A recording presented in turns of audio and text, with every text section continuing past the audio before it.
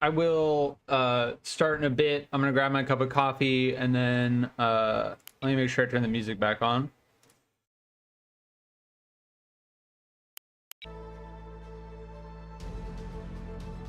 Yeah, the music in this game is very cool. I wish there were more tracks, but the intro song is pretty sick. But I'll be right back.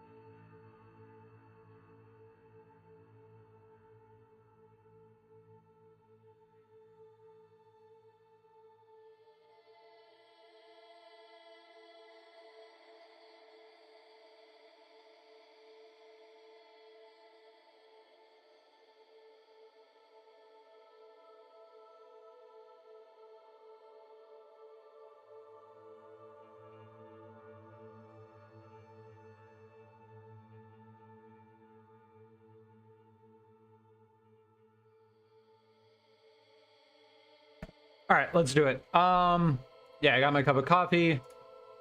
So this is the first time I'm streaming Nebulous Fleet Command. I have played this game a little bit prior to this stream, but this is my first time streaming it live, and I am looking forward to learning this game.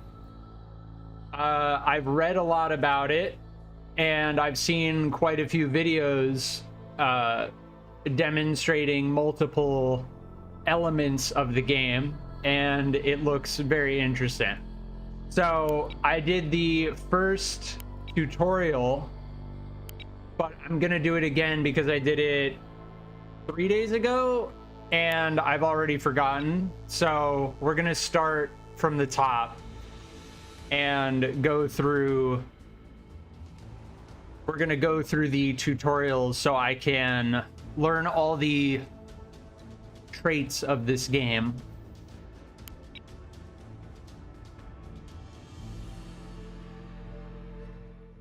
So we're going to be learning the interface and basic maneuvering. Commander, I'm Lieutenant Hazel. I'll be guiding you through the trials to determine if you're cleared for operations. The brass has their eyes on you, so try not to embarrass me. Let's get you familiar with the view controls first. Hold down the left mouse button and drag the mouse to angle your view. So we can look around by doing this. Now use the scroll wheel to zoom in and out. Zoom in and out like that. And most importantly, moving the view. Use W, A, S, and D to pan the view. E and C will raise and lower your view in the battle space, respectively. And that's it. Let's move on to the actual interface. You can select a ship either by clicking on its icon in the battle space, selecting it in the ship list, or pressing its corresponding number key indicated in the ship list. Receiving. Standing by. Okay, interesting. So if you double click them, it doesn't move you to them, but you have to, if you press 2 and then you press 2 twice, or 1 and you press 1 twice, it'll move you to them. If I do this and double click here, it doesn't do that. Okay. You've selected a ship. Now if you want to focus your view on the ship, you can use the F key. You can also do this by double tapping the ship's number key to both select and focus on the ship the at F the same key, time. okay. When focused, your view will automatically track the selecting unit until you move the view. This ship in particular is the Rains-class frigate. It's the most common warship in the fleets, with a generous balance of speed, agility, armoring, and some good room for a good mix of support modules and weapon systems.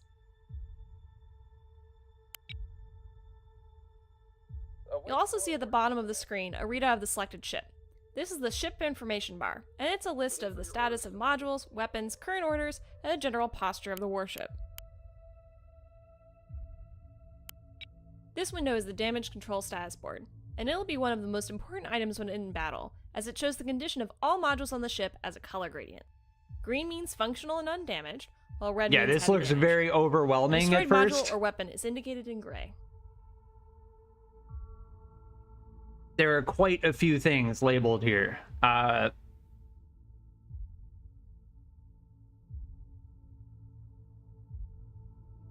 A destroyed modular weapon is indicated in gray. Okay. Damage control is a whole can of worms, so we won't be covering that for now. Let's move. Next, the mount status display. This shows the status of all external mounts on the hull, which could be weapons, defense systems, or utilities. Currently, all of our mounts show green with a black slash, indicating they're operational but idle. Lastly, we have the posture controls. These define how the ship will operate. From here, you can control maneuvers, which sensor systems are enabled, Prolonged and toggle use specific of- defensive systems. So, prolonged use of flank speed will cause damage to engines. Reserved for emergency use. So, if you really want to book it, you turn the throttle to flank, I guess. Evasive flight settings will make random course changes to attempt to avoid incoming fire. Oh, interesting. Okay. And then I assume 1/3, yeah. 30, 60, 100, yeah. Right now, I've 33, disabled most 63, of these so 100. we don't toggle something by mistake, but we'll go over these systems later. So you know how the interface works, but what about issuing an order to a ship? The ANS Small Beginnings is reporting that their drives are online, so we'll get that frigate into a nearby position. Select the ANS Small Beginnings and open the action menu by right-clicking anywhere in the battle space. On the left side of the menu, select the Move or Movement submenu to see all available movement commands. The POS or Position command will order the warship to move to a position and hold there. Select Position and move the Small Beginnings within 500 meters of Waypoint Atlas. This is the dial widget, and it will allow you to accurately select a position on the plane the ship is currently on by moving the cursor. You can left-click to confirm an order, or right-click to cancel. To change the elevation, hold left control and move your cursor up or down. Okay, so You can also issue waypoints by holding left shift and marking a path. you can The order will hold only be confirmed control. when left shift is released and you click again. Don't forget, if you need to get a better view, you can still hold the left mouse button to angle your view even while the dial is open. If we wanted to go up here, When we'd you're ready, hold land shift a and course for the Small then... Beginnings to position itself near Waypoint Atlas.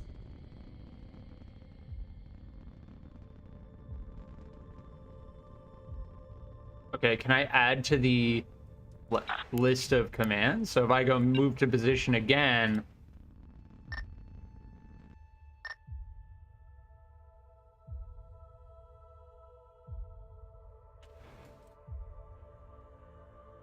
We are en route, Commander. Okay, I did not mean to do that. All right, we're just gonna go move position Setting like up the that. engines now. It's very hard to tell Course exactly laid in. where in space we're... Like, I need to find the thing and rotate around it a bit to kind of see exactly where it is in space. In the future, you can also use the M key as a shortcut to issue move to M- position orders. M key. Okay, that's really good to know. Now let's talk formations. We are Because en only route, one ship can be Commander. commanded at a time, formations are crucial for grouping your forces and keeping management simple. Bexberry, welcome. Oh, I should move the... Yeah, thanks for being here. I appreciate it. Hope you're doing well. I should move the chat probably over here. Or over here? Yeah. Because we have... Wait, hold on. Is my screen clipping? No, we're good. Okay. Yeah, we're good. Okay, formations. Only one ship can be commanded at a time. Formations are crucial for grouping your forces and keeping management simple. The ANS Dusty Tome is reporting they're ready for orders, so we'll have them fall in with the Small Beginnings. For your orders, Commander. Select the Dusty Tome and open the action menu. The formation command can be found under the Move submenu and is issued with the FRM or Formation button. You can also use the keyboard shortcut left shift plus F key. So do we just You click first have this? to designate a ship as the guide ship. This ship will be the actual leader for the formation, and all warships following the guide ship will try to copy their current orders. Select the ANS Small Beginnings to mark it as the guide. Next, you'll need to designate a position for the Dusty Tome to take up in formation. The dial functions exactly like the movement command, but it's relative to the guide ship. Pick a position for the Dusty Tome to keep station on. The Dusty Tome will move into formation, and they'll try to follow the guide ship as best they can. If the guide ship is moving when the ship is ordered to form up with it, the guide will automatically slow down to allow the other ship to catch up.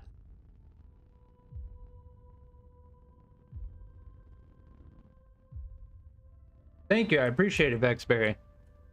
You can have as many ships as you want in a formation, but keep in mind that there are drawbacks to having a lot of closely packed ships, beyond white-knuckled helmsmen. Spacing is key, and sometimes you need to split up. Ships near each other create a larger radar return, making stealth and evasion more difficult and allowing the enemy to detect you at a longer range. But we won't go over sensor coverage just yet. Oh, that's interesting. Ships near each other create a larger radar return, making stealth and evasion more difficult and allowing the enemy to detect you at longer range. So you don't want to keep your ships close together if you're trying to be stealthy. But also it says evasion. So yeah, I mean, if you have a bunch of ships in a cluster, if something misses one, it may hit the other, right? You can see the structure of your fleet and its formations in the ship list, which dynamically updates to show which ships are in formation with each other. In the ship list. Dynamically updates. Oh, is that this line? So this is the leader, and then this goes to... Okay. Orders can be issued to your entire formation at once by opening the action menu in formation mode. This can be done by using left shift plus right click with any ship in the formation selected. Left shift, right click. The action Formation menu will two indicate ships. it's in formation mode by displaying the number of ships the order will be delivered to. Okay. For formation mode, don't worry about which ship you have selected, as the order will be delivered to all of them. Easier that way. Movement orders are a special case, as they will always be routed to the guide ship, and the whole formation will follow them. Now let's get the whole formation moving in a direction.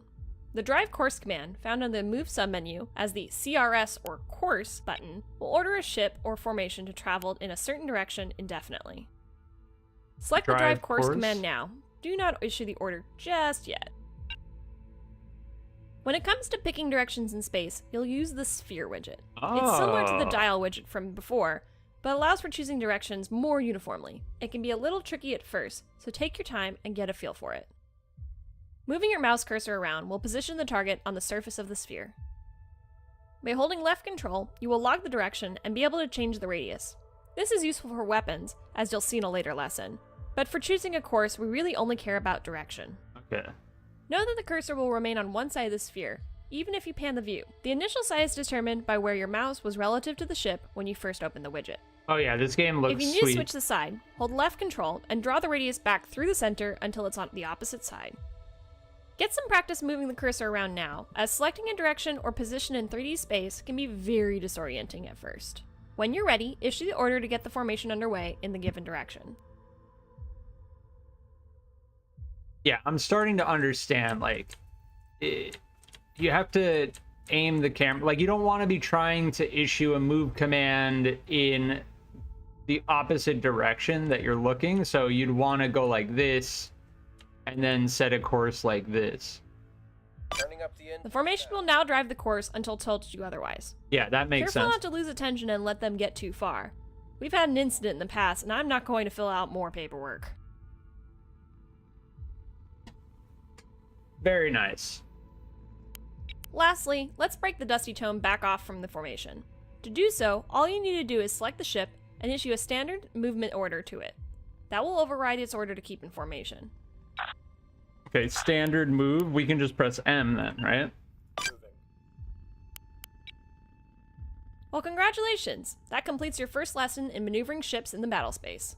We'll cover more advanced topics like weapons employment and tactical view in the next lesson. I'll see you back at the academy. Very cool. I think I absorbed most of that information. The movement in the game seems like once you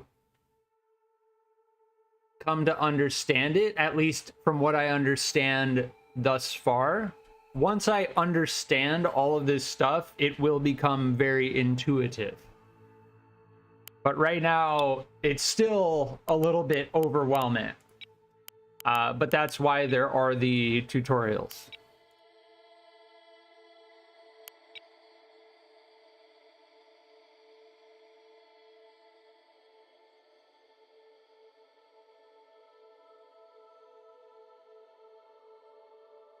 So this one is going to teach us about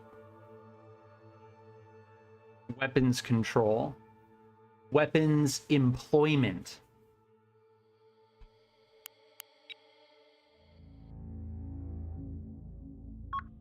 Now comes my favorite part, weapons and how to use them. So besides streaming space-related games, what else do you like to do, if I may ask? I'm a very hardcore gamer. Like, as of right now, I pretty much do gaming videos and live streams. I used to stream live on Twitch for quite some time, and then I decided that I wanted to switch to streaming live on YouTube and creating YouTube videos, which was a fantastic decision.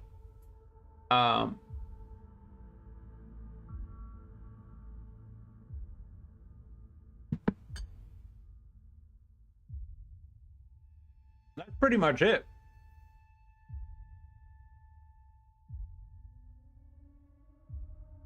I love sci-fi stuff.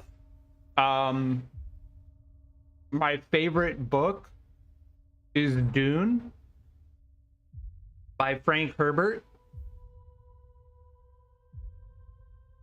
I've watched I should go back and rewatch The Expanse. Don't worry about that red contract over in the distance. It's a decommissioned frigate that's been tugged out here for target practice. How about you? You like, I mean, I assume you like space-related games if you're here, because that's kind of what I've been doing. You were here in my past Kerbal Space Program 2 stream. If you had the setup, you probably stream as well. It's fun. It's fun. Before we get to weapons, we need to learn about the tactical view. You can switch between tactical and normal views by pressing spacebar. I hope one day you do get the setup to do so. I highly recommend reading Dune. Dune is the first book, Dune, by Frank Herbert, is The view controls here are the same as before, it's a fantastic but you book. can zoom out much further and get a better idea of the situation in the battle space. Take a moment to look around now.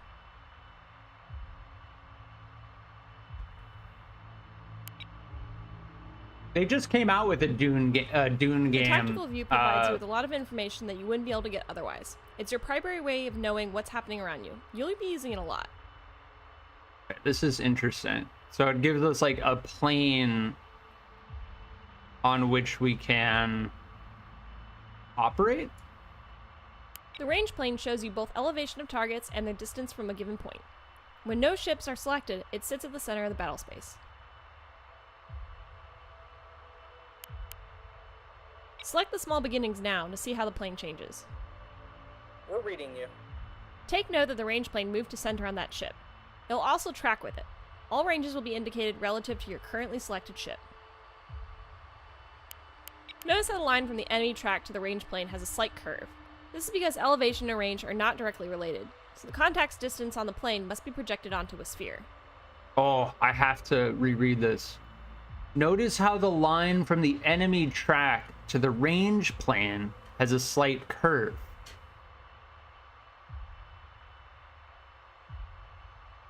This is because elevation and range are not directly related. So the contact's distance on the plane must be projected onto a sphere. Ah, okay. So this is where we are at. This is where we're at, right? This straight line.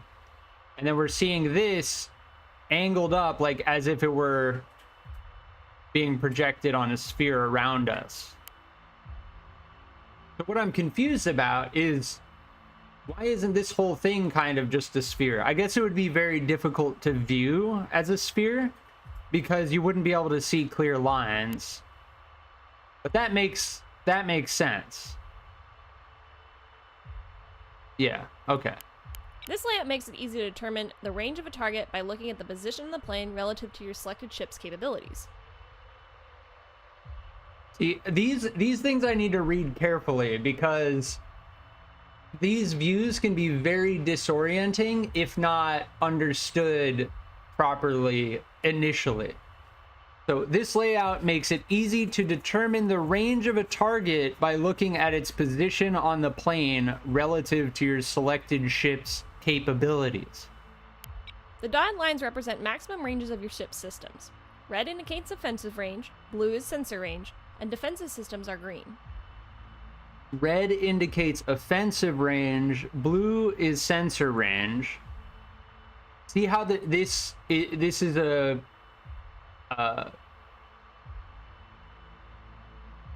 yeah, I'm just trying to take it all in because there's a lot of lines and stuff.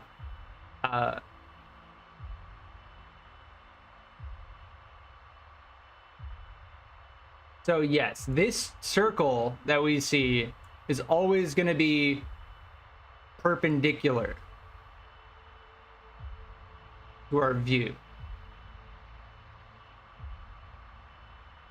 Yeah, so it's as if we're looking at a sphere that has no surface. Yeah, I get it. This game requires While there brain are common power? ship Yes, it configurations does. found throughout the fleet, most ships have some unique capability. The ANS Small Beginnings is configured with 2 Mark 62 twin-barrel 120mm cannons and a 16-cell vertical missile launcher. So, most ships have some unique capability. The Small Beginnings is configured with 2 Mark 62 twin-barrel cannons missile launcher. If I select it, if I click this, can I see that? Yeah, here.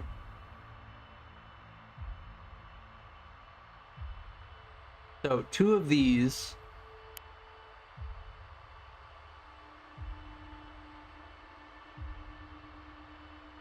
And a 16-cell vertical missile launcher.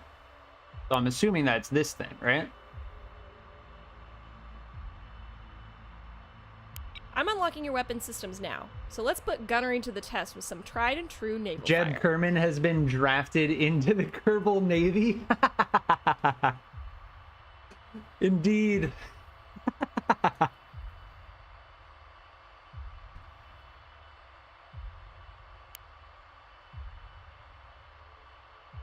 There are several ways to target weapons. The fastest and simplest is by shooting directly at the sensor track. To do this, right-click the red sensor track to bring up the action menu in track mode.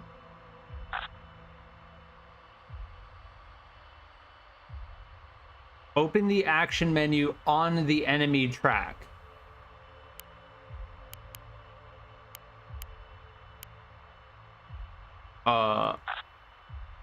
What do they mean by on the enemy track?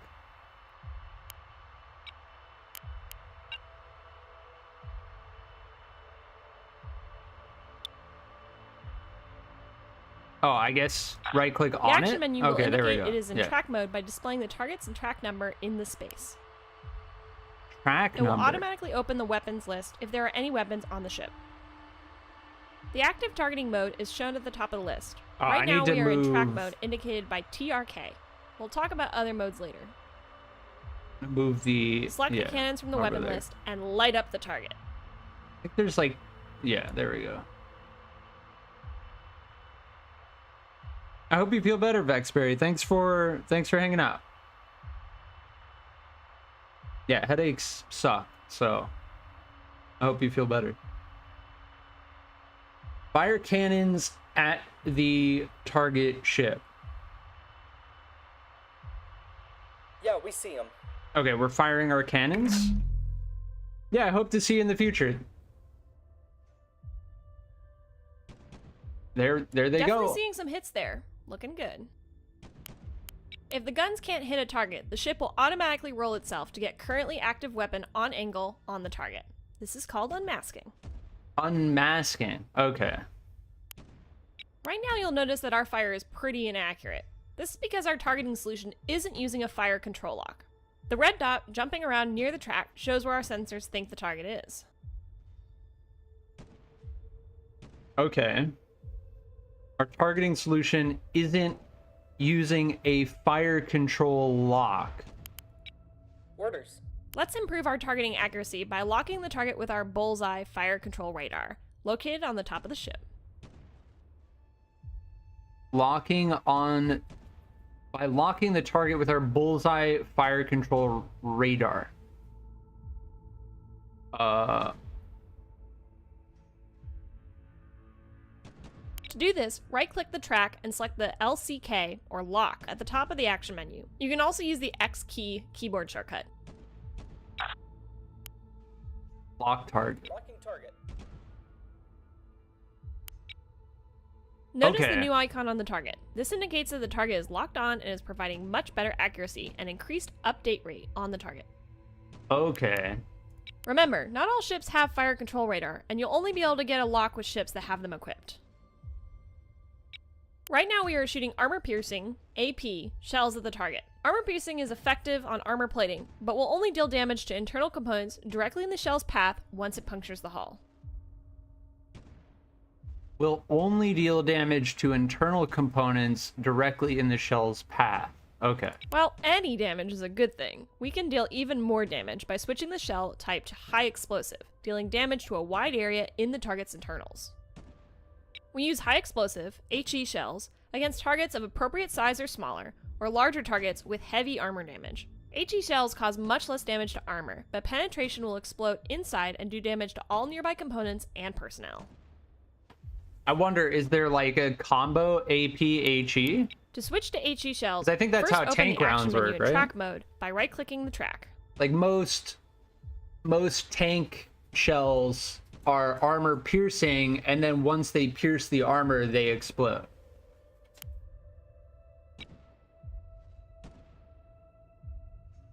Switch to high explosive shells. Okay. We're reading So you. let's select this, right click In the that. weapons list, next to the cannons entry, click on the ammunition icon to open the ammunition list. Click the 120mm HE shell option to select it. The ammo switch is now pending and will only be executed if a new fire order is given. To begin Okay. firing the new ammo type, click the weapon group to confirm the ammunition change. Knock him out. Now we'll select the small beginnings and watch what it's up to. There is not. That, I feel like that type of round would be devastating though, and preferred over all other types. The mounts display shows the ship's cannons are firing and cycling. When the yellow bar is filled, the cannon will fire again. We can also see that the fire controls radar is solid green, indicating it's active and it has an active lock-on. The mounts display shows that the ship's cannons are firing and cycling. Okay, that's what the yellow means. When the yellow bar is filled, the cannon will fire again. We can also see that our fire control radar is solid green. Okay. Indicating it's active and has an active lock-on. Okay. Here's the active orders list, showing an icon for each order the ship is currently executing. Right now we have an order to fire our guns and an order to lock the target. For the interests of balance, they decided to dial down the simulation. Yeah, I can imagine, obviously, you don't want it to be super realistic because then some crazy meta would form and then there would be no need to switch between AP and HE. Yeah. Railguns used to be so much more powerful, but they got nerfed to hell because it's no fun if everything else sucks. Yeah. That makes sense. Have the small beginnings hold fire and break their lock-on by right-clicking on the order icons to cancel them. Hold fire, break their lock, right click.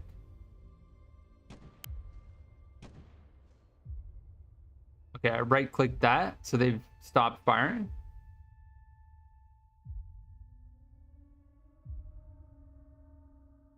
And then if I right click this,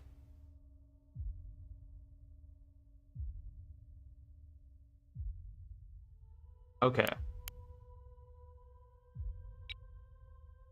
And that's the basics of gunnery. The key thing is to know what ammunition to use, especially as your target takes more damage to warrant the big stuff. But what if you don't have a sensor track? Take a look at your ship's hulls, and you'll notice the 4 white octagons on the sides. These are radar panels, and provide coverage for their respective sector of space. There's also a central control module inside the ship, which tracks what these panels see. The white octagons? Are they talking about these things?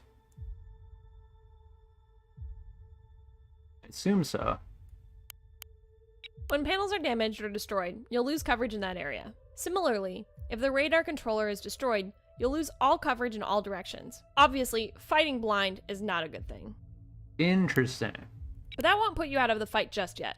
Direct fire weapons like cannons can fall back on visual targeting, where the crew will provide targeting data to your guns using onboard optics. Some weapons like missiles can't do this, however. With plasma, always use HE. Plasma melts armor. So yeah, you don't need AP if you're using plasma.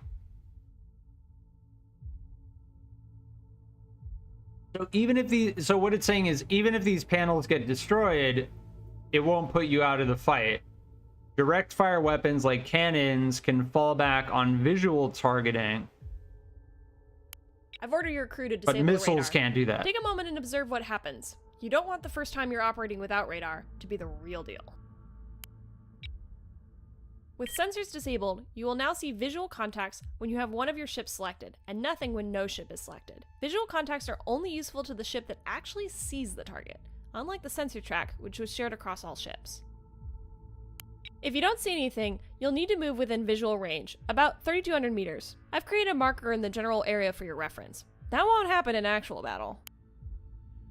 You can fire on visual contacts the same way you did with the sensor tracks. Use visual targeting to fire at the target ship with the small beginnings guns again.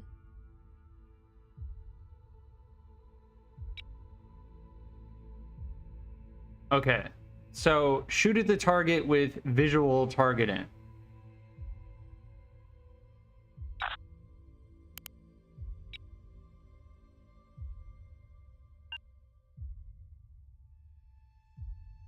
Is there gonna be a better angle to look at? Like if I look... We'll get it done.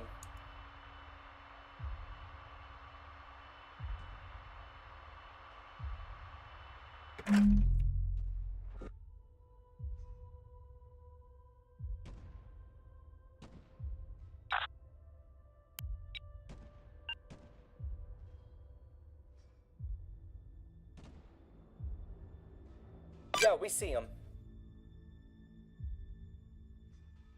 Is that... That seems to be okay?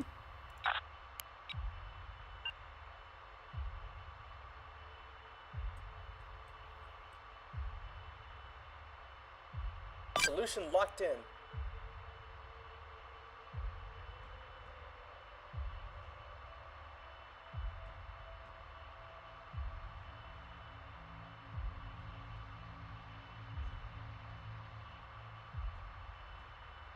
We're kind of firing in the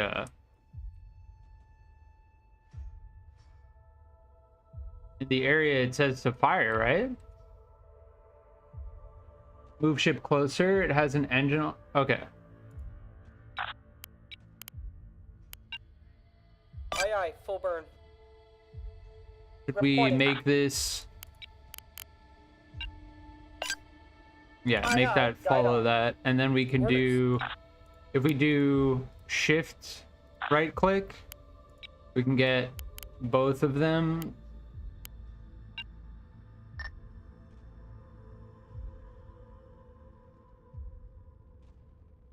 Course laid in.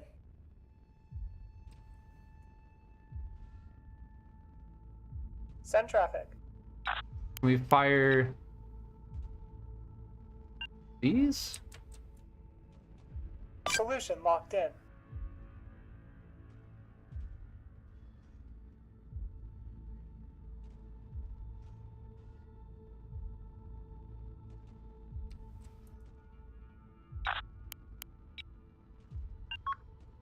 Oh, there it is. Solution locked in.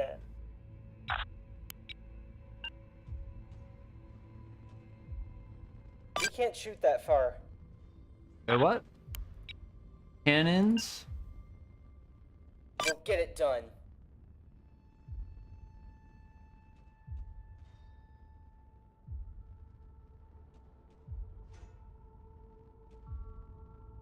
Am I shooting low or what?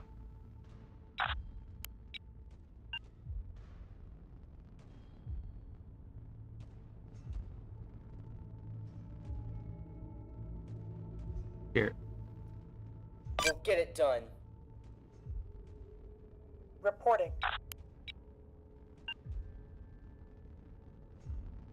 Eyes on target.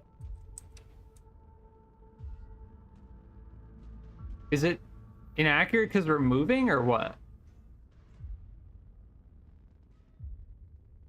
Still manually shooting? Just right click on the ship? Oh, We're it'll... reading you. Knock him out. Oh, okay.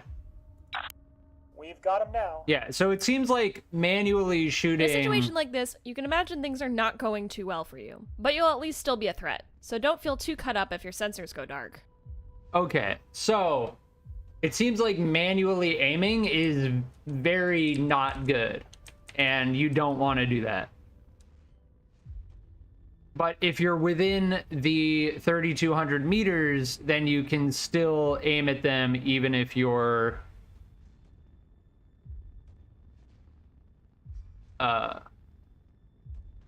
even if your sensors go dark. Now missiles. The ships in this fleet carry two variants of the SGM-2 series anti-ship cruise missiles, the Thunderhead and the Hurricane. The Hurricane is a command-guided missile, which means it is guided to the target by a launching ship. If it misses the target, it will come back around and try again until it runs out of fuel, is shot down, or finally hits the target.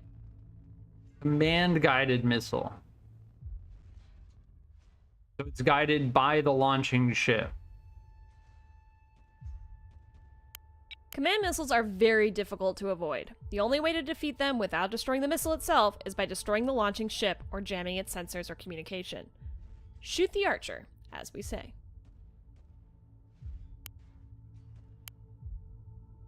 The downside is that the Hurricane must be shot at a sensor track. If you lose a track, the Hurricane will be useless. Let's launch 3 Hurricane missiles at the target. Start by opening the action menu in track mode on the target.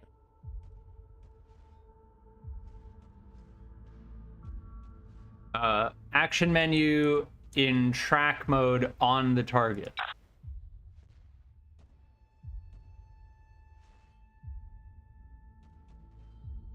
Track mode, okay. Now select the SGM-225 Hurricane with the weapons list. This will queue up a single missile shot at the target and leave you with an active track selection widget. Multiple missiles can be fired with a single order using the left Alt key. Hold the left Alt key and click on the target to add one more missile per click. The number of queued missiles is shown next to your mouse cursor. To issue the order, you can either click the left mouse button with the left Alt key released, or you can press the Enter key. Launch confirmed. Once you've issued a launch order, you'll notice the mount status display will show the number of We're missiles just like that are sending being spun 12 up of for them. launch. Is it gonna work? Oh, there they go. It takes time between when the target is selected and when the missile actually leaves the ship.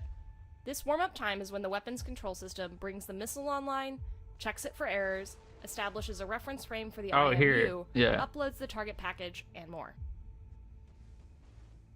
Okay. So we can only fire 4 at a time, but we queued it to fire 12. So it had to do like 3 rounds of it. Okay. Programming time varies by missile type, with more complicated missiles taking more time. The number of missiles that can be warmed up and programmed at the same time is referred to the ship's maximum salvo size, and it varies from ship to ship based on its configuration. These 2 frigates each have 4 channels, so 4 missiles can be fired at a time. Yeah, Missiles are one of your most what we just limited and realized. precious resources, second only to the ships themselves. They are extremely powerful, but extremely scarce. You'll need to know when to use them, as it can't be replenished under normal circumstances outside of a port. A frigate like the Rains will be crippled by only 2 or 3 missile hits, but in a real fight it will often take more than that to penetrate an enemy's point defense, which are a serious threat to Hurricanes as they tend to fly in a direct path. In a real fight, oh yes, so point defenses, okay, are a serious threat to Hurricanes, which tend to fly in a direct path, so they're easy to track. The ANS Dusty Tome is carrying a different missile loadout. Select the ship now so we can take a look at it. Send traffic. This frigate is carrying Thunderheads, an active radar-guided missile, which means it carries its own method for finding targets, allowing it to seek targets by itself. Interesting. It can be targeted in the same way as the Hurricane missiles, but once it has left the tube, it's entirely autonomous.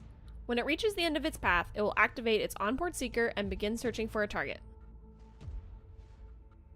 I'm assuming these thrusters are continuously firing off because the recoil from the guns are requiring it to maintain its position. All right. This is a lot of dialogue. Like it's a lot to take in, but I'm getting there. So these radar guided are entirely autonomous.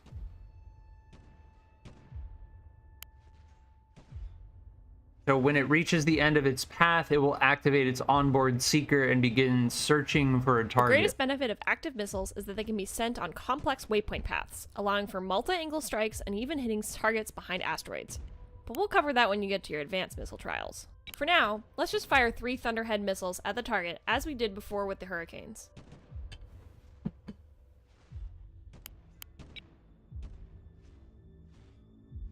Send traffic.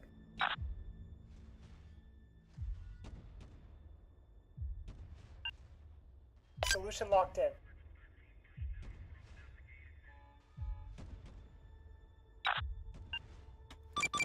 Solution locked in. As easy as it is to use active radar missiles, there are some downsides to their operation. Well, we're experiencing one of the downsides right now. We're too close, right?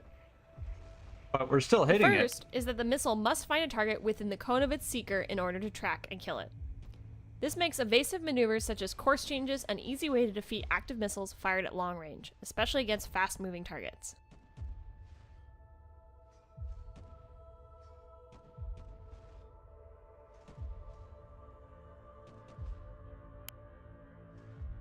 The second shortcoming is that active seekers are easy to decoy with chaff and other countermeasures, meaning more missiles need to be used in order to score a hit, as active missile radars are particularly sensitive to jamming and decoys.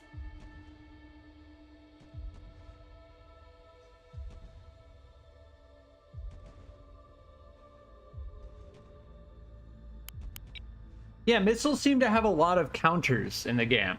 But that should do it for your weapons trial. I'll have Fleet Logistics retrieve the dummy ship, and I recommend looking into all the weapons when you get your chance. I'll see you at the Academy. It seems like you would want to make sure that you have countermeasures to missiles.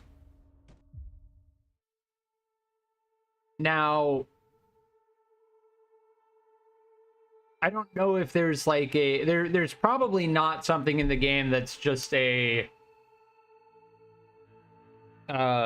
end all be all countermeasure because of all the different types of missiles. But yeah, understanding how to counter missiles seems very important, because if you just get slammed by a missile barrage, you will have a bad time. That's a lot of that's a lot of damage. All right, now we're doing damage control, which is its own whole thing. I will be right back.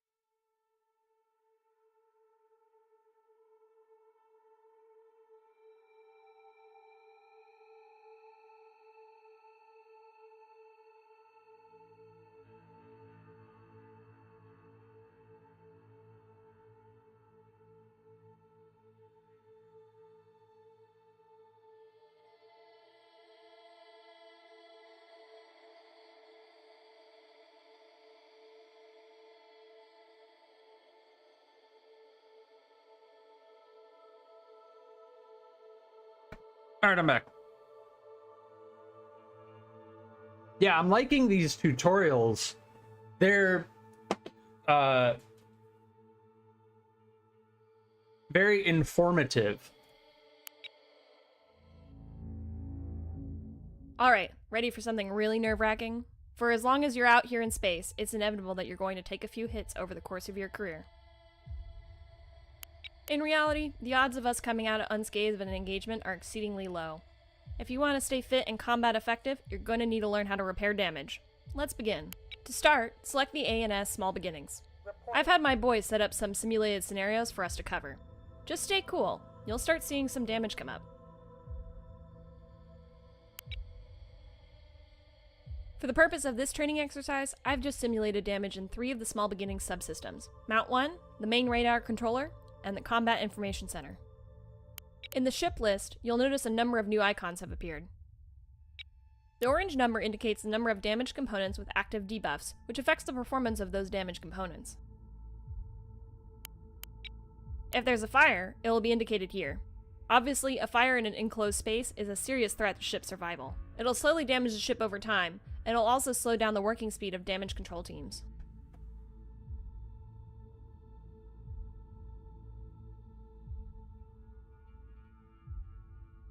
Okay, how do we put out the fire? This red number indicates the components have been damaged to the point where they are no longer functional. This also includes components which have been completely destroyed.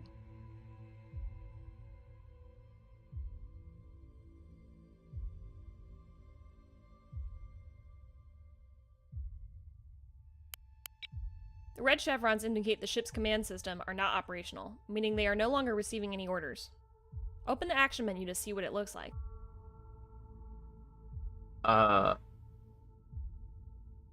Action menu?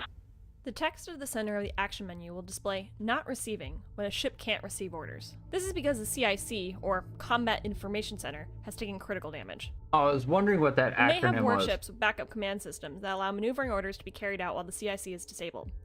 This allows you to get your ship to safety and effect repairs. However, this ship isn't fitted with that. Backup command systems. Going back to the ship's status display, we can see the damaged components and their locations. By clicking on the status display, we can open the damage control board. Do so now.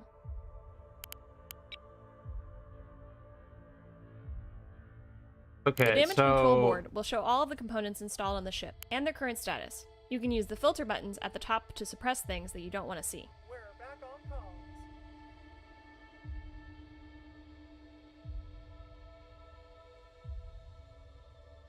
you can use the filter buttons at the top to suppress things you don't want to see. Okay. So these buttons.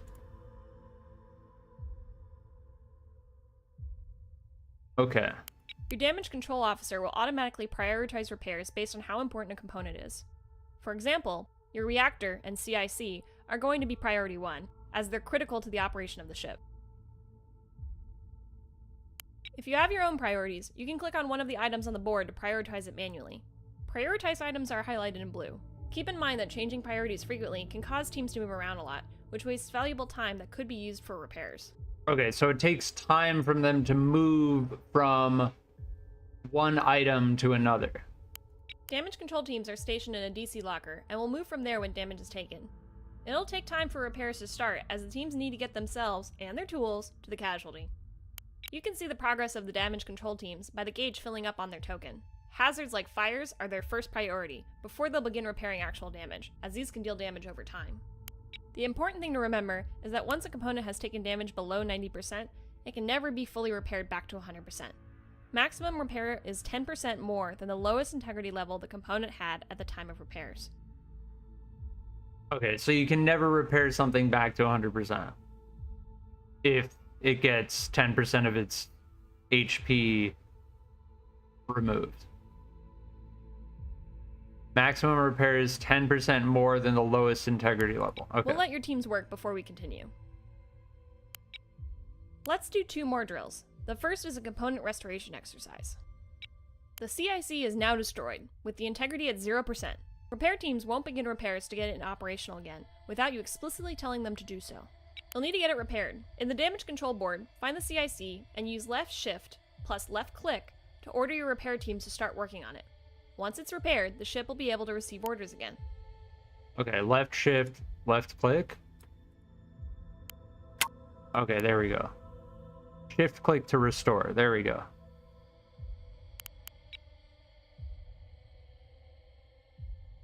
This must be done manually, because restoring a component is a time and equipment intensive process.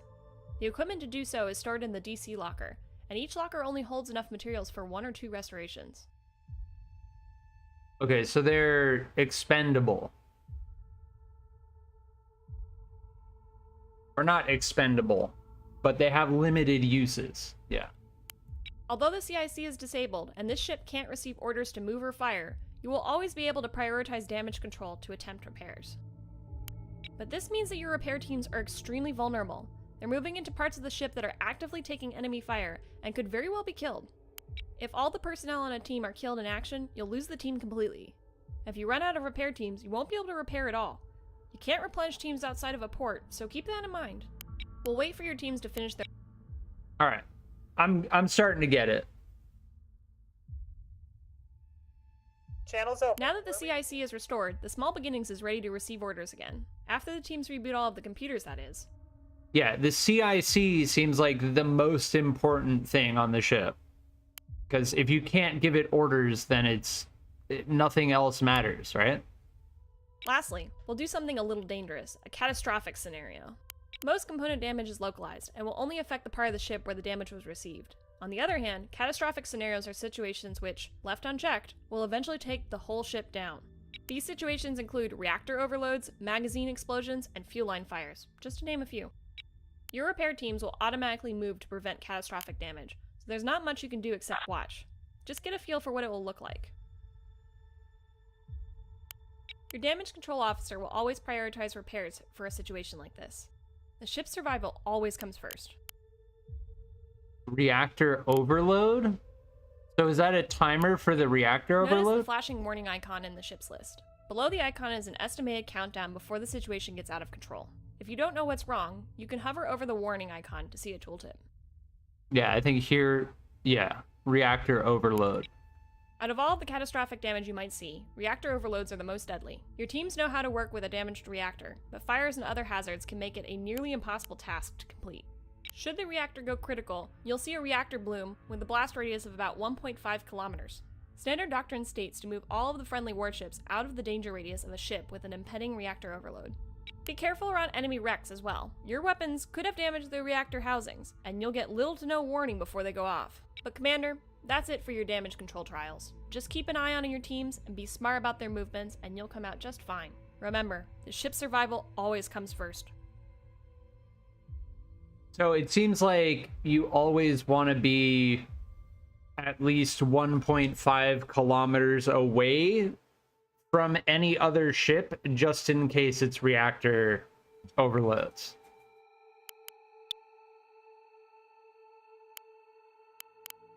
Very interesting. I have absorbed a lot of information. I think once we get all of these understood, we'll be able to get some very, very entertaining stuff going on.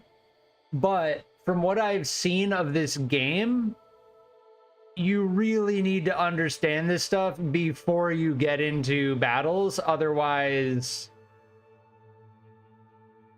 it's going to be difficult. So yeah, it seems like we have sensors and electronic warfare, and then we get into more advanced things. I'm looking forward to advanced maneuvering.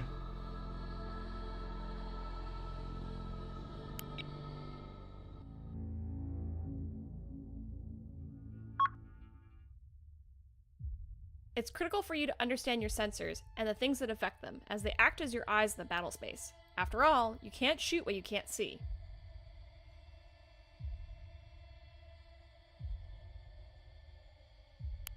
But now it's time to learn how they actually work.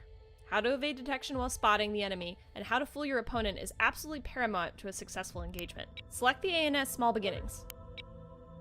The first thing we'll talk about is your signature size and methods of signature control.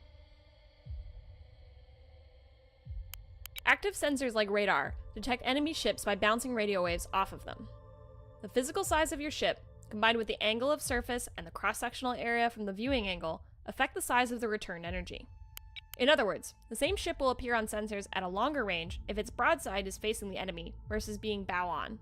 The smallest radar cross-section for the Rain's frigate, for example, is from above and below the port and starboard stern.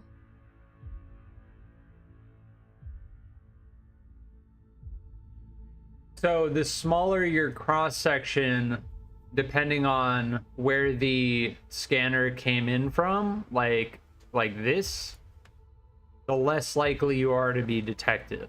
That's what it's saying. Whereas if you get scanned from this, there's much more surface area to scan.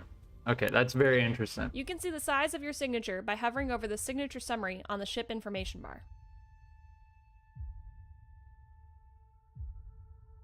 Hovering over the signature summary. Okay, signature increased. Because we have a nearby ship, our signature size is plus 15%. There are other contributing factors to the size of your signature, including what modules are active and how many ships are nearby. Right now, there is another ship nearby, which is boosting the size of the radar return and making it... Let's lower our footprint. Move the small beginnings more than 250 meters away from the dusty tome, so you won't contribute to each other's signatures. Don't move towards the enemy. We want to keep our current range.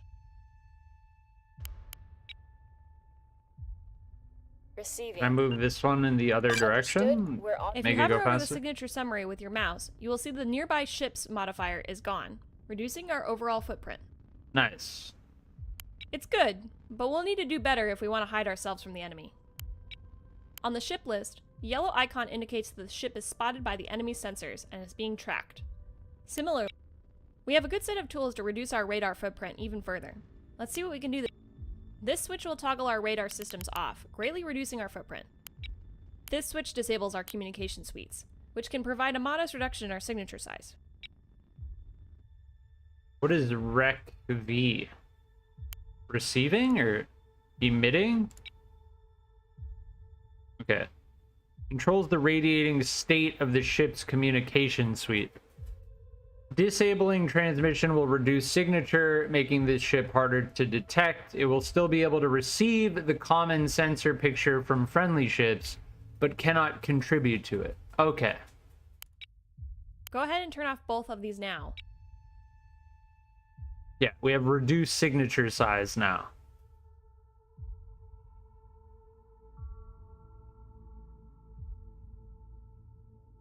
Ready. Oh, we did it on the wrong ship. Okay, there we go. You may be surprised to see that even with your radars off, you are still seeing tracks. This is because the ANS Dusty Tome still has the radars and comms on, and is transmitting tracks to the small beginnings, sharing their own data. Hover over Signature Summary with your mouse to see how changing these emission settings altered your signature. Yeah, we have minimal signature size now.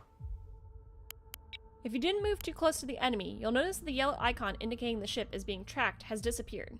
If you are still being tracked, it might be because your hull is at an angle that maximizes radar reflections. Even then, a lower signature size reduces the distance at which the enemy can detect you, even if you are well inside their maximum sensor range. Disabling emissions also has the added benefit of making you undetectable by passive sensors. Passive radar sensing is typically able to detect you 125% further away from your maximum radar range, so being invisible to it has an obvious benefit. The downside, of course, is that turning off your radars means you can't detect threats as easily. Similarly, disabling comms means that the ship is no longer transmitting any tracks it sees to friendly ships in the fleet. Ships with their comms off will still be able to receive tracks from other transmitting ships, so they can act as a silent shooter. Go ahead and re-enable both the radar and the communications on the small beginnings. Now it's time to experience what having your sensors jammed feels like.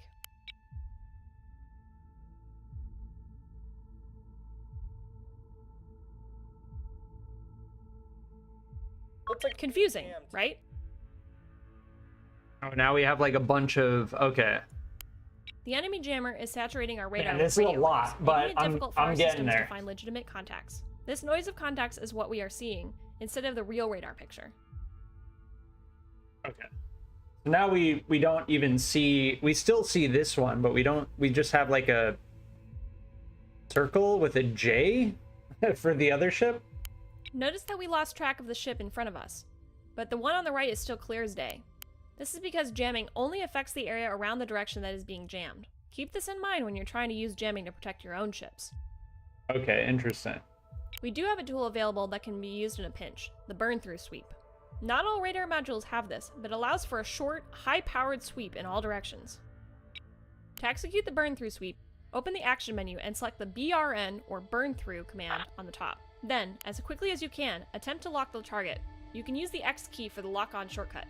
So, burn through sweep, and then lock? Negative, too far. Heads up, they're jamming us.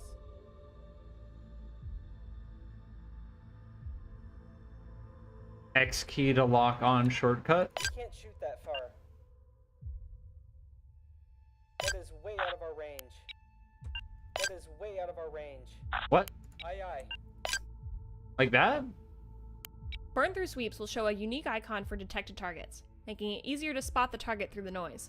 The icon will linger for about 30 seconds to give you time to lock on. Locked targets are much less susceptible to being lost through Oh, jamming. is it that thing? Executing. Oh, it's that thing. It was that purple icon.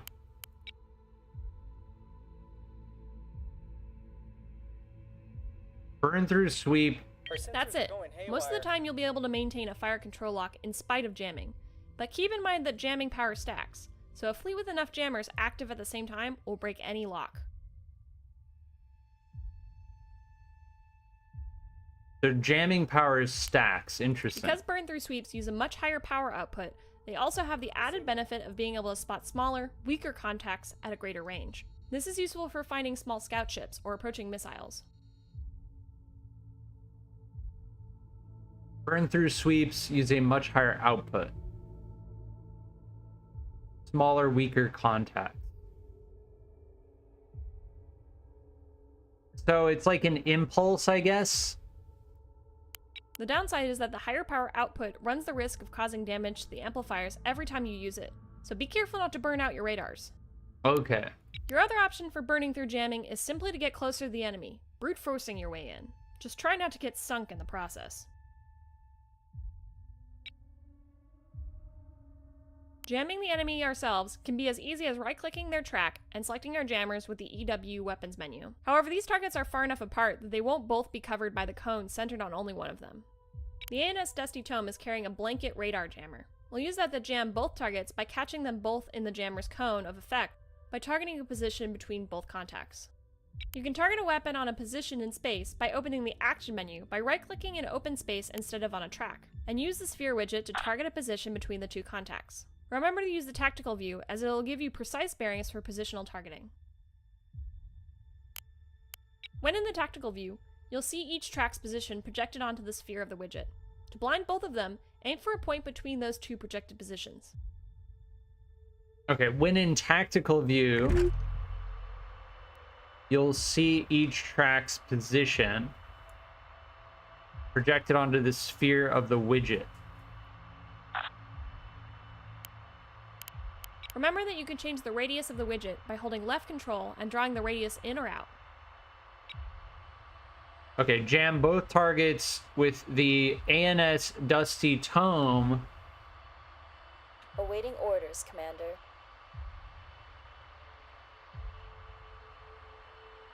Blanket jammer. So right click, electronic warfare, jammer. And then it says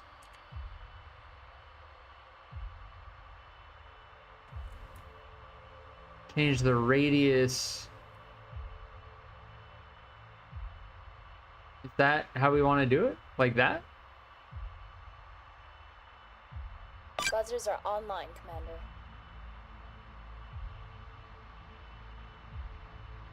And like that, they can't see us anymore, just like what happened to us. But they can also use the same tactics like burn-throughs or approaching us to sift through the jamming. Okay. While jamming power is additive, it is not linear.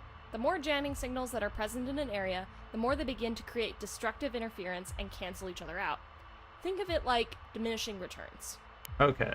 Even if you don't successfully jam the enemy's tracking of your ships, an active jamming signal will still reduce their sensor accuracy. This is particularly devastating for point defenses, which are shooting at very small, very fast targets and therefore require great accuracy. Using standoff jamming in coordination with your missile salvos will make them devastatingly effective.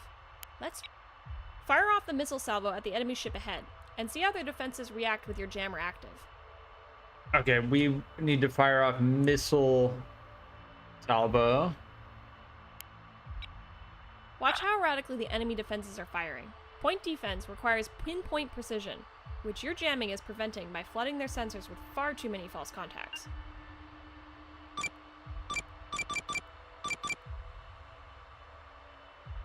Initiating missile launch. 2 salvos. When using jamming to cover a missile attack, you'll still need to watch out for air burst point defenses like flak guns, as they don't require much accuracy. Most importantly, the blanket jammer has a 90-second firing time. This is to prevent the amplifiers from overheating and being damaged.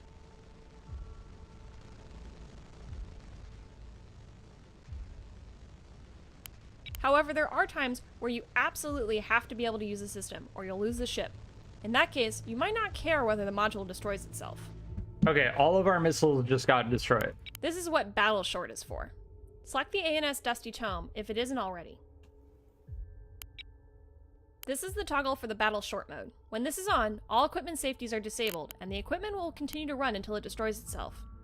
Reserve it for emergency use, or you'll hear an endless litany of profanity from the damage control officer. When Battle Short is enabled, active components with active duration timers will periodically be damaged. However, they will only begin taking damage when they exceed their normal firing time.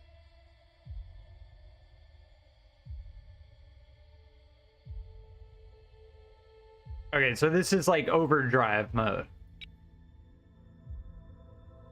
One last thing to note is that most electronic warfare modules are single-cycle systems. That means they won't repeatedly fire on the same target after their cooldown period, and you'll need to designate a new target every time the system comes off cooldown. Electronic warfare modules are single cycle. That means they won't repeatedly fire on the same target. Oh, was our jammer not active when we fired the missiles? Is that why? Jamming is an extremely powerful tactic when used Is that at the why right the time. missiles got destroyed? Use it to cover your retreat, confuse enemy fire, cover your missiles, and anything else you can think of. With that out of the way, that should do it for sensors and E-War. I hope I made it easy to follow, because the guidebooks on these are nightmarish. I'll see you back at the academy.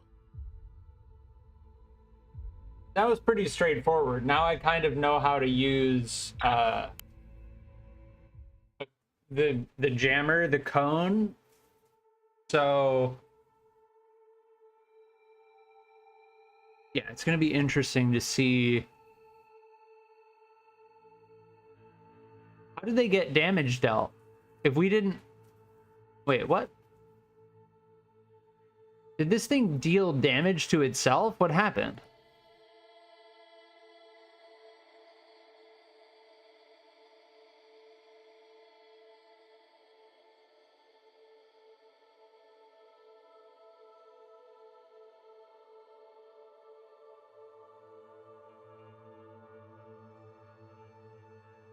Yeah, I don't know how this even got damaged.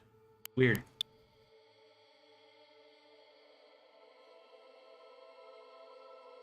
Christy, welcome. We are going through the tutorials in Nebulous Fleet Command, and we are learning quite a bit. We are on tutorial 5 now for advanced maneuvering. It's a lot of information to take in, but I feel like everything I've learned thus far, if I actually get into combat in this game, I am going to be much more effective than if I just went in blind. Space is vast, Commander. There's usually no cover, and if you're lucky, you can see a threat coming kilometers away. Knowing how to move your ship is one thing, but knowing the right maneuver will make sure you come out on top. You can definitely make it out of a fight in one piece without using advanced maneuvers, but you'll see quite a good drop in repairs if you employ them correctly. Before we get started, let's order the Dusty Tome to enter formation with the small beginnings, How can we help so we can today, see how these Commander? commands affect other ships in the formation when issued to the guide ship.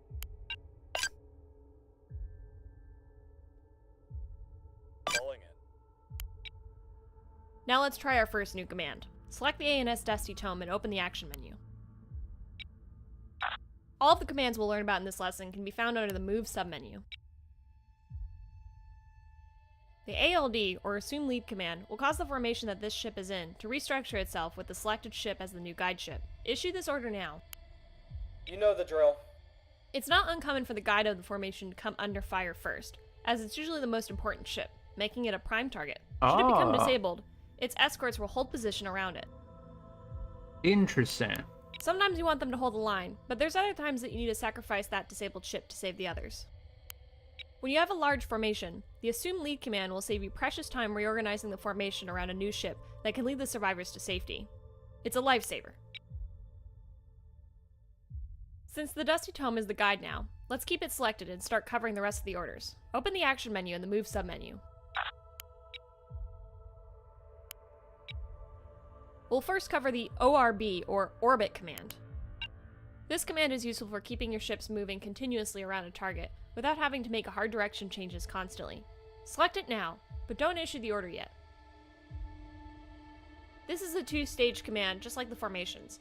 The first task is to select the orbit anchor, or the position the ships will travel around.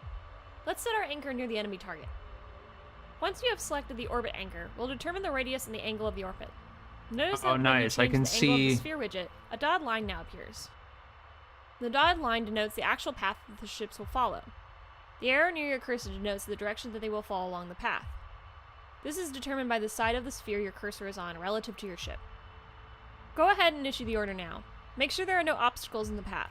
The circle will turn red if the ship might hit something in its orbit.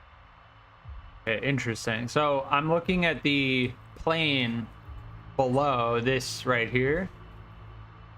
And I guess I can use that to line up with it properly. I didn't realize that before.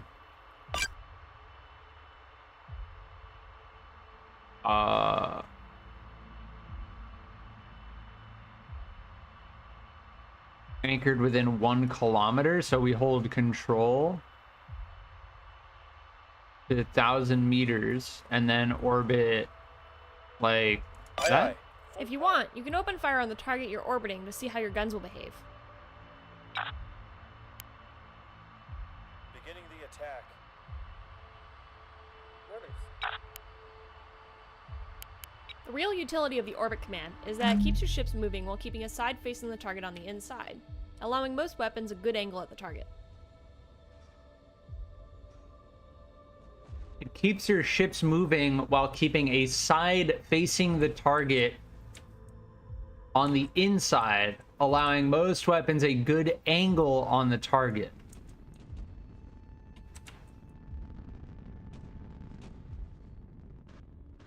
If you just drive a course, you'll eventually have to turn your ships around, or you'll lose the target behind an obstacle, or just slowly start to mask certain weapons as the angle increases. This will cost you valuable time while the turrets swing around. Orbits help prevent this. The downside, of course, is that your ships will be exposing the same armor to the enemy constantly, allowing them to whittle it down before they lay in heavy munitions. You'll also be presenting a good angle for radar returns, meaning you might be an easier target. You can orbit this target as long as you like, and play with the weapons. When you're ready, issue a drive course order to get our ships heading off into open space, so we can try the remaining commands. Very interesting. So this is a way to put the ships on a trajectory orbiting the target or any point in space in which the ships will have an ideal angle to be firing at whatever it's orbiting. If it's orbiting a ship, an enemy ship, it'll keep an ideal angle to keep firing at the enemy ship. That's what I'm coming to understand. Issue a drive course order to the formation to continue. So right click, shift, or is it? No. We need to go. We need to select five the by five. lead shift, right click, move, drive course.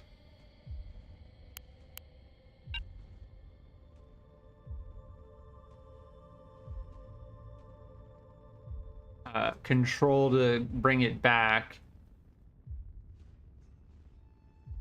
On the way. All right, All right, we're two just more gonna do commands to that. cover. Both are very But it's gonna run situational, into the but you'll be rock, glad though. you've got them in your tool belt. Better to have it than not have it at all. Hold on, let me do that again.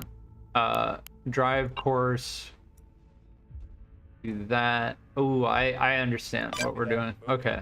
So that just gets them to move in a single direction. Open the action menu to the Move submenu and locate the HDG or heading command. The distance you draw the sphere widget out to doesn't matter here, as we're picking a direction instead of a position. Select a direction that is different from the course the formation is currently driving. Hold heading. Okay. Let's go this way. Roger that. Notice how the entire formation is turning to face that direction, but continue to move along in its ordered course. A modified movement order like this is indicated with a blue box around the movement status icon.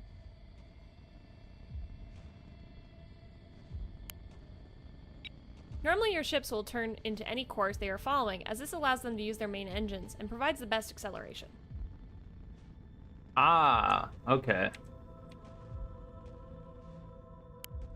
However, when withdrawing under fire, this can expose the main engines, and especially the drive module in the reactor, directly to enemy fire. The hold heading order is useful to keeping the bow pointed towards the enemy, protecting your most vital components during retreat.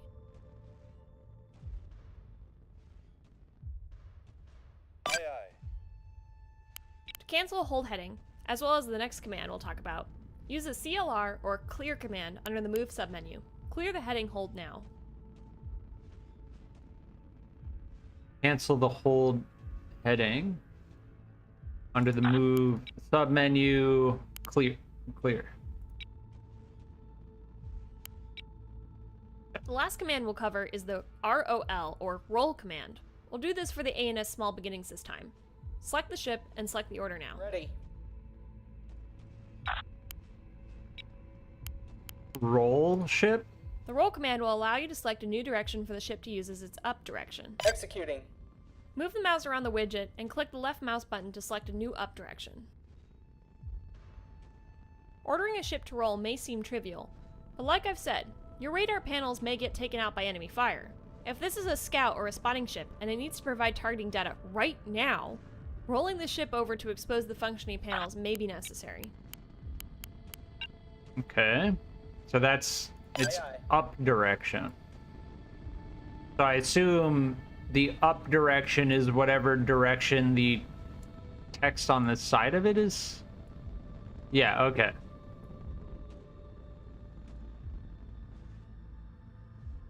Also notice that the small beginnings rolled independently of the guide ship, but is still keeping formation. A roll order can also be cancelled with the clear command. And that's it. It may seem simple, but if you use any of these little tricks right, you'll start seeing a difference. So let's I'll see see if you we at the can academy. hold heading. Acknowledged. Okay, yeah. That was very interesting. So you can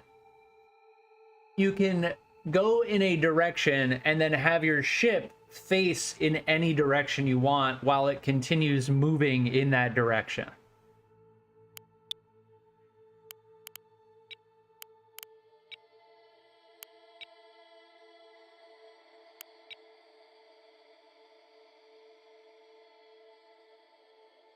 That's kind of what I learned from that. Also, you can orbit any point in space and your ships will automatically keep themselves in an orientation which is ideal for hitting. They'll keep themselves in an orientation that's ideal for hitting whatever they're orbiting.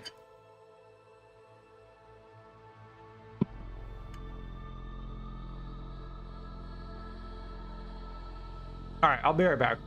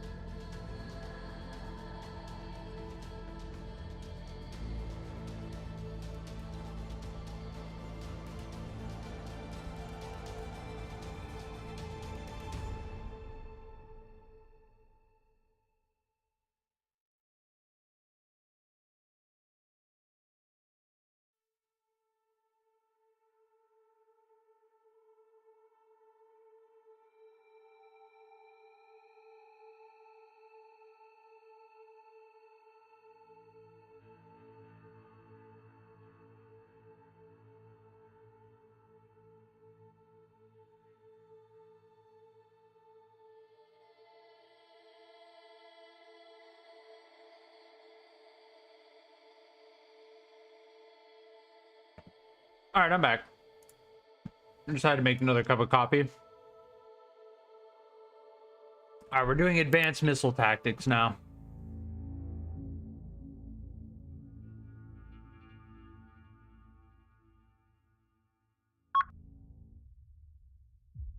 Out here in the cold void, missiles are like diamonds. They're valuable and scarce, and you won't be able to refill your cells under most circumstances. Unless you want to wind up with empty launchers while your enemy is fully stocked, you'll need to learn how and when to use them.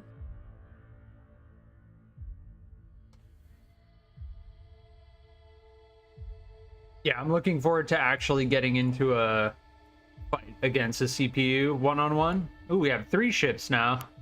You can always come back here to practice with missiles. But I can also give you a rundown of what you can throw downrange. You want to take the reins and practice, or would you like me to guide you through it? I've got plenty of time. Yeah, we should probably go with the instruction for the first time. Sounds good. Let's get you familiar with advanced missile operations. The enemy ships in this scenario won't shoot back at your ships, but they are all equipped with different types of point defenses, so it won't be as easy to hit them as last time.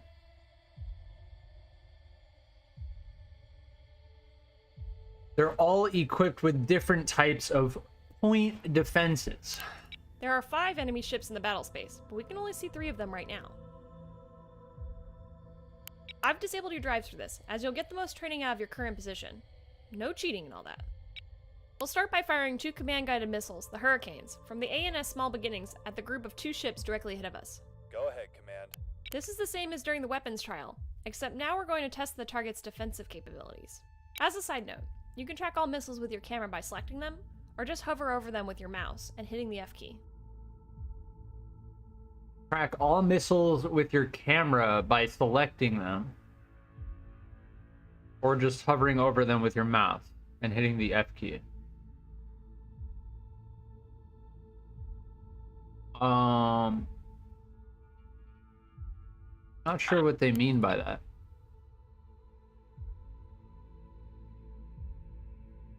Okay. So I think they mean while they're flying through the air, right?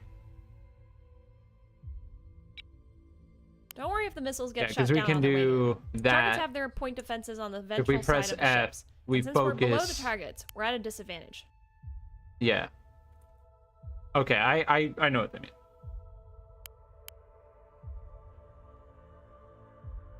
We could ascend and take the elevated position on the targets, but trust me when I say that they can roll their ships to cover the angle much faster than we can get into a more advantageous position. They can roll their ships to cover that angle much faster. You may recall from the weapons trial that I mentioned you can plot complex paths for certain missiles to follow. We're going to work up some clever missile strikes. Okay. The easiest way to lay in missile paths is in the tactical view. Toggle it with the spacebar and keep it up. We'll need the extra space. In the weapons trial, we were always using track mode, and in one case visual mode, to target our weapons. Some weapons, and especially missiles, also have a position mode that lets us directly choose points in space to shoot at. Position mode. Because the Hurricane missiles rely on a constant sensor track from their launching ship, they can't be shot at positions. So let's switch over to the Dusty Tome, which is carrying Thunderheads. How can we help today, Commander? To target the weapons in position mode, open the action menu by right-clicking in open space. Don't right-click on a track, as this will put the weapons in track mode.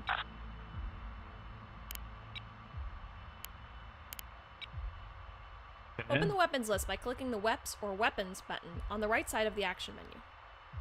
From the list, Oh, so if we SGM right-click here, it's 206 track Thunderhead. mode. If we I won't right-click confirm a launch order here, just yet. You'll Okay. recognize the sphere widget from when we used it briefly in some of the previous trials. okay. But we're going to get a lot of mileage out of it now. There are a few things to notice. The first is the red cone at the cursor location. This represents the missile's seeker field of view. When the missile reaches its last waypoint, its seeker will activate, and any target in that cone will be locked on by the missile. It's important to remember that the missile's seeker and warhead are inactive until it reaches the last waypoint. Because of this, it's important to leave space between where you place the last waypoint and the intended target. A good buffer will allow the missile to correct its course and establish a good path to intercept the target. Okay, that's what the cone is showing. That's how wide it The can next thing you'll angle notice is the itself dotted after lines it's and the circles deployed. projected onto the surface of the sphere. These are present because we're currently holding several enemy tracks on our sensors. It's very easy to get fooled by perspective in 3D space. These tracks are projected onto the sphere, so you have a good point of reference for the direction the track's relative to your cursor. Oh, okay. The most They're effective talking way to about the aim at your green target lines, I correctly think. is to look at its projection on the sphere, not the target itself. Yeah, these circles on the sphere is what they're talking about. Yeah. Before we get to the complicated stuff, just try firing a single missile at the group of 2 ships by positioning the cursor inside one of their projected circles and clicking the left mouse button. You don't want that cone to start too close to the ship. I think the range of the Seeker is like 3K. Yeah, because the cone is showing us kind of how wide the missile can correct, right? In time. But if we have it so close, it has like no time to correct.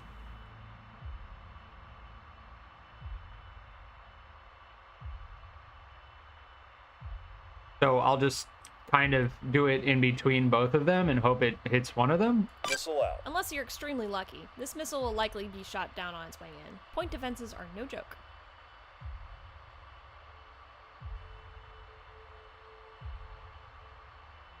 So it's definitely going to get shot down, but Now let's use cruise missiles think to their full that's advantage by what laying we a wanted, path that right? attacks these ships from the top, where they have no point defense coverage. so it got immediately shot down. Start up another missile order, and I'll walk you through creating a path and taking multiple shots from the same order.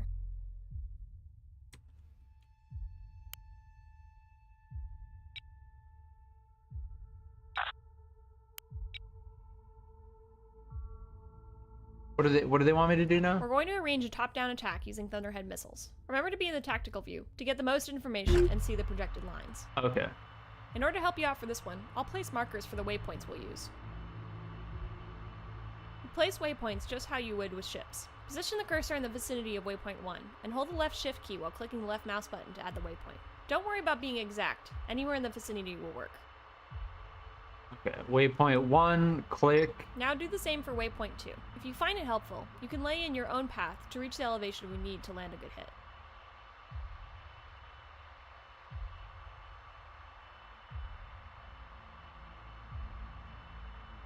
Now comes the tricky part. We want to fire 4 missiles down on top of these ships. In order to do so, position the target circle so it's facing the targets. Then, hold left control to draw the radius out until it's about halfway between your last waypoint and the target. Remember to give some relief space between the selected position and the target, so the Seeker has time to activate. Take your time, and remember to reference your cursor against the projected circles, not the tracks themselves. When you're ready to start placing shots, hold the left Alt key and click the left mouse button. 1 missile will be fired per click when the order is finally issued. I recommend spreading the shots out in a cone a few degrees across, so the salvo has better odds of finding the target. An added benefit of this is that when missiles acquire a target, they'll curve back in on a trajectory that naturally confuses any point defenses they may encounter. To issue the order, either click the left mouse button with the left Alt key released, or press the Enter key if you have queued up exactly the number of missiles you want. We'll wait till you score a hit on one of these 2 ships before proceeding. The right mouse button to revert. Okay, so we want to do 4 specifically. Kind of like that.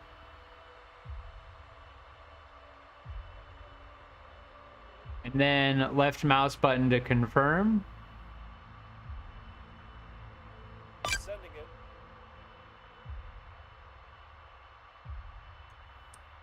Don't worry if you don't get any hits, just try again. It's not like these things are expensive.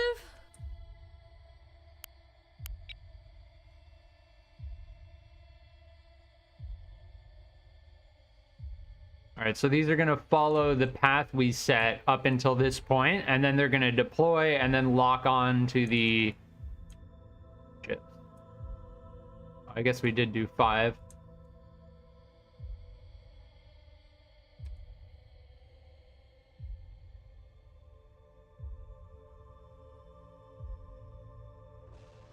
Now we're talking.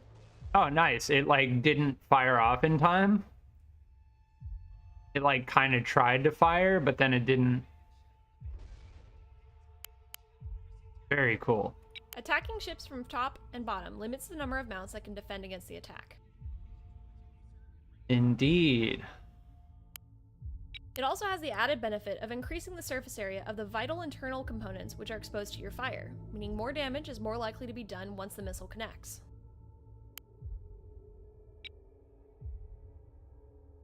I'll be honest, Commander, I made you do this one the hard way so you could get some practice with the sphere widget on a target you could see. You can also accomplish the same thing using target reference point. PD needs time to lock and shoot. TRP button.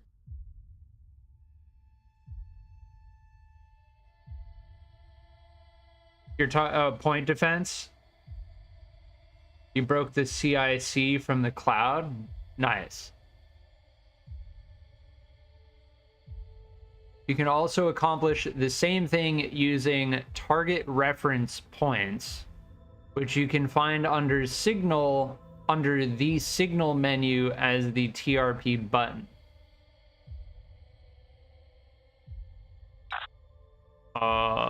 This button? I can't click it. We won't do it now, but feel free to practice on your own later. They allow you to create a single waypoint for some missiles to travel via when firing on a track, but keep in mind that not all missiles support this. Okay.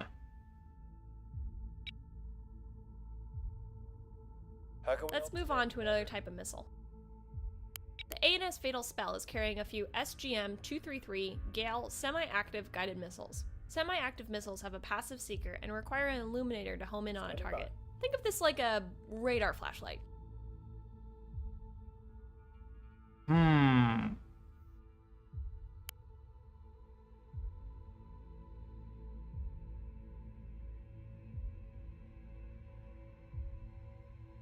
illuminating signal can be provided by any ship, not just the ship that launched the missile, but that signal must be painted on a target for a missile to home in on it. Without it, the missile is just an expensive dud.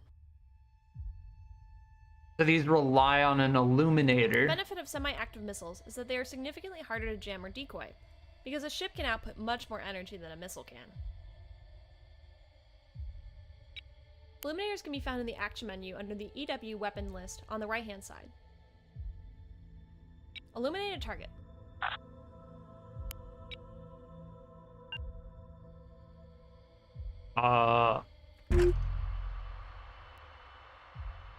Do we illuminate that thing?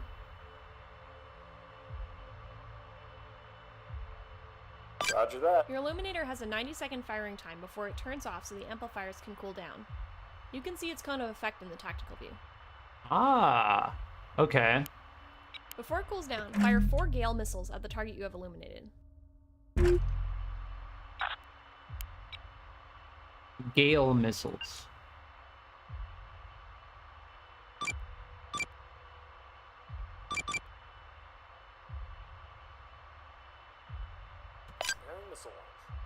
All right. So it's illuminated, and now we are firing 4 missiles.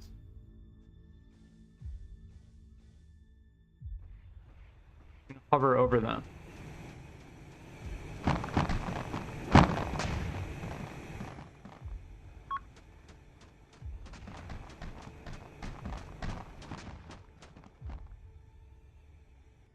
Oh, they used decoy or something.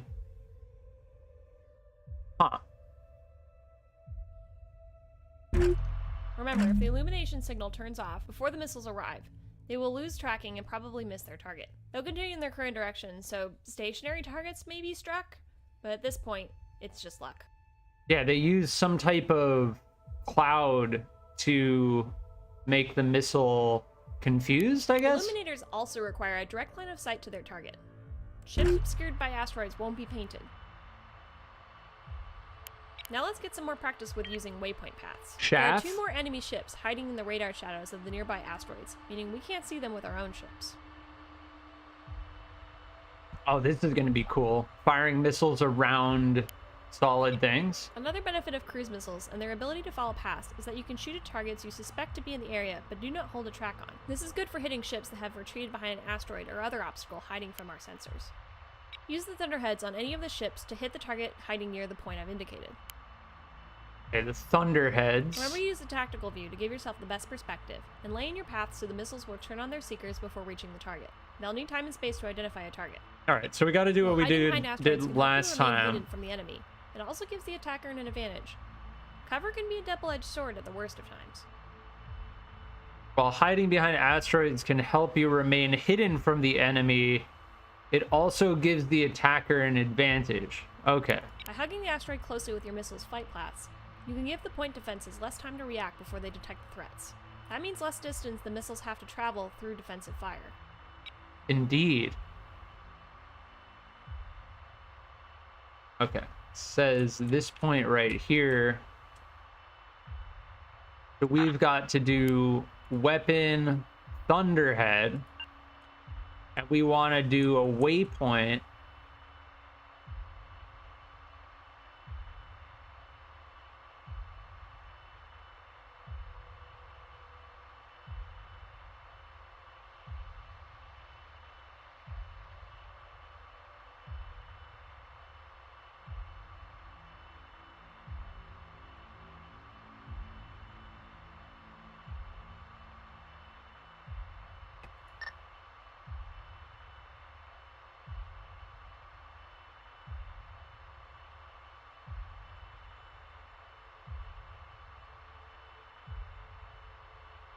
Preparing missile launch.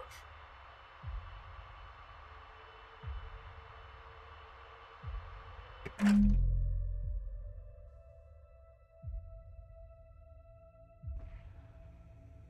right, let's see how this does.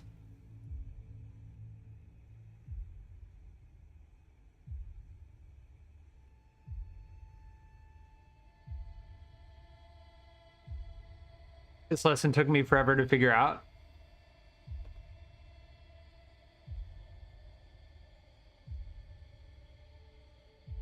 We should be hugging the thing pretty closely.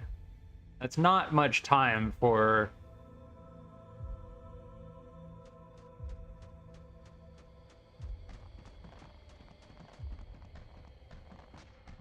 Oh, no, they got it. Okay. So we kind of went the long way around. We probably want to go around the other way.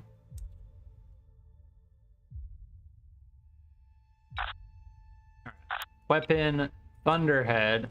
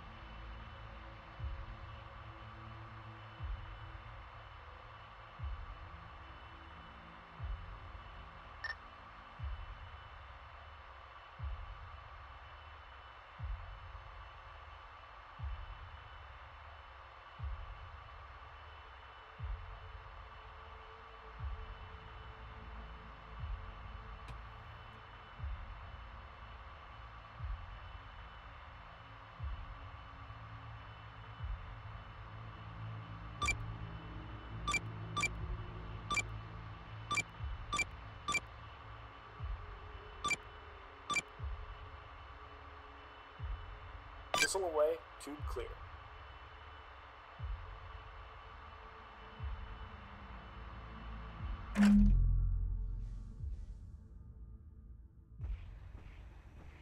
Like this?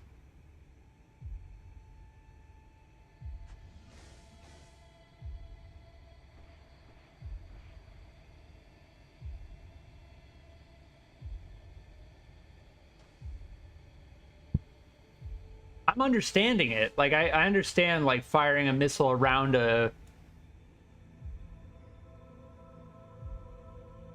rock is advantageous because they have less time to react.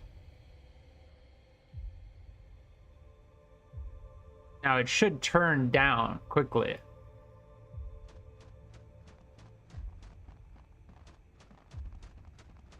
Yeah, there we go. Good strike! There's one more ship hiding up near Point Boxer, above the large asteroid.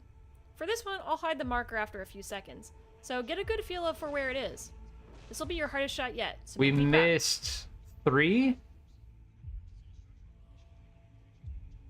It seems like some of them went off target. We didn't give them long enough time to track, I think. Hit the ship near Point Boxer with a thunderhead.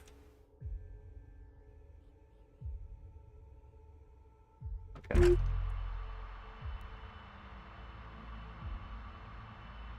So probably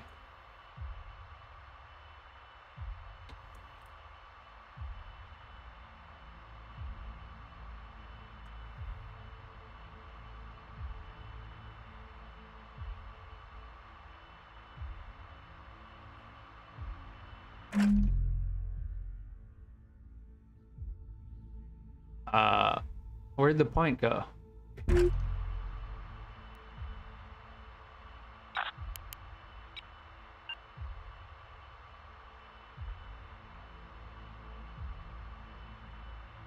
We want to go up.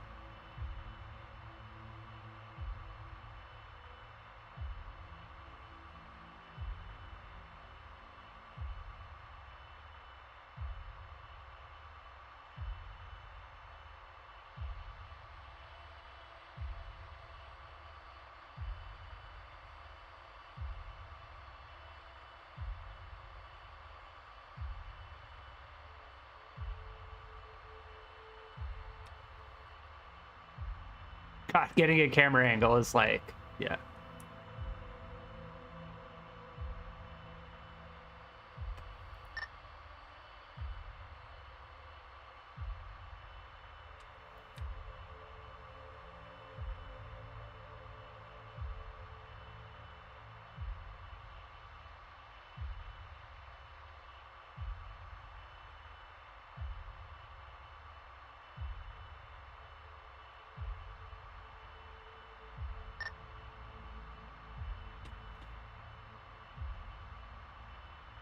All right, it said the point was like somewhere right around here, right? It just kind of disappeared.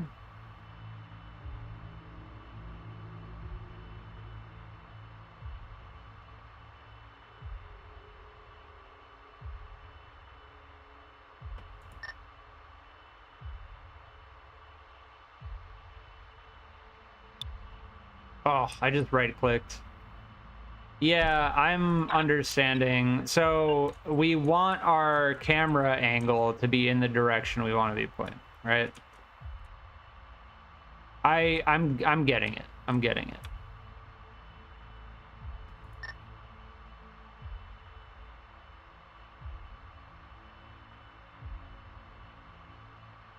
Missile is away.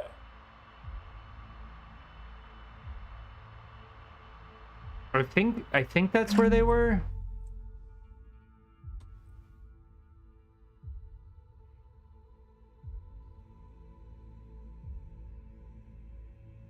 The point just kind of disappeared, so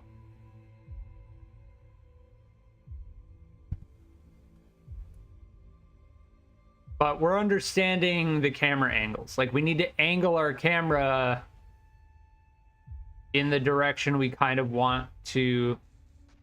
Okay, it just got immediately deleted.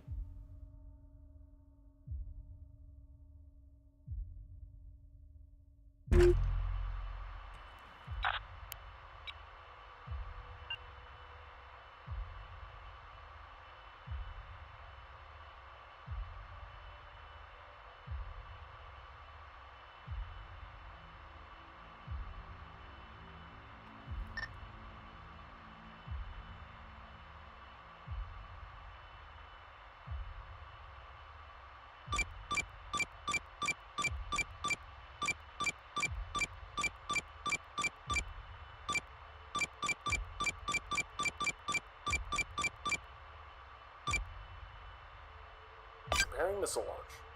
Okay, let's do How that. can we help today, And Commander? then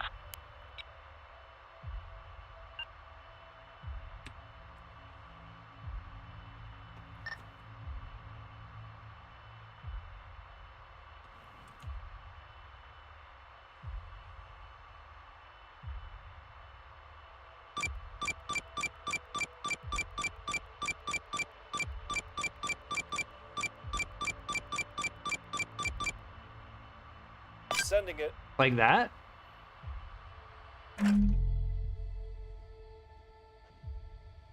Wow, they have some really strong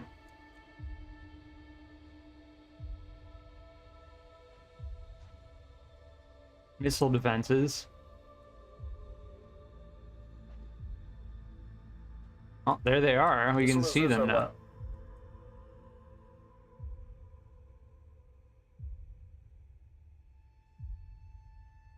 I guess we could have gotten closer. That change in direction.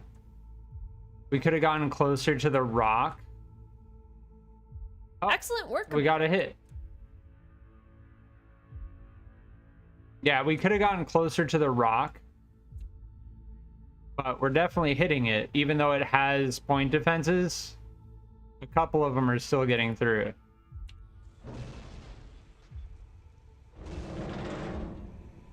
Yeah. Low missile count. That does it for your advanced missile ops. You can come back whenever you feel you need practice. Obviously, I can go through all of this again, but I think you have it under control. Very nice. Now I understand how to angle missiles.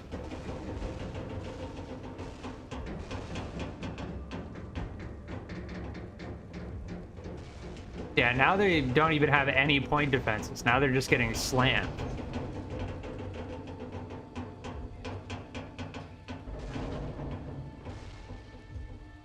I do recommend practicing the missile paths. When you lay these in accurately and quickly in the midst of battle, you'll be a serious threat in the battle space.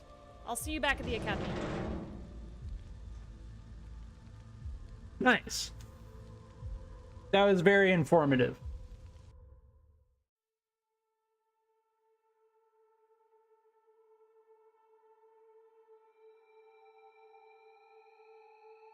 That was very, very satisfying.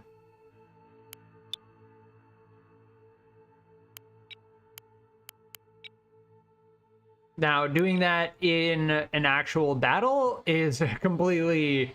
I can imagine that's a completely different matter.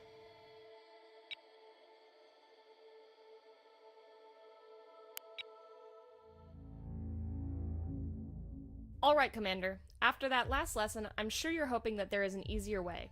Well, the good news is that there is. Today I'm going to teach you how to use the Target Reference Points, or TRPs, to expedite the plotting of single waypoint missile trajectories. This should be a pretty quick one. Is there a way to automatically There's calculate one target it? ship sitting behind the large asteroid over to port, which we can't see currently because it's in the radar shadow. Fortunately, scout ships are fast, stealthy, and have long radar range, which makes them ideal for spotting targets. This allows us to keep our shooters concealed, or at least at a much further range than they otherwise would be, and thus safer while they fire on the enemy. You may have noticed that many of your weapons ranges are longer than your sensor ranges, making scout ships absolutely critical for maximizing the utility of your weapons. For the sake of this lesson, we'll leave the ANS Dusty Tome where it is.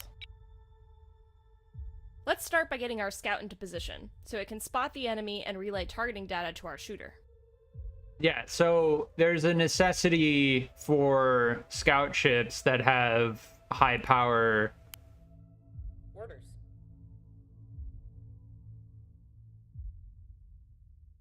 Sensor coverage. Move the ANS Eye of Aster over the Point Atlas so it can get a track on this target ship.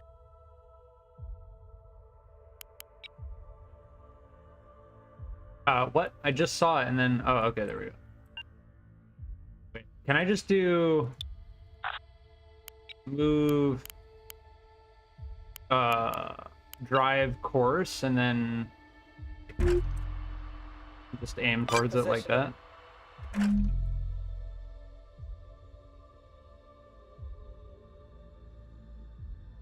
Oh, interesting. So when we do drive course... Oh, it is rotating the ship. Okay.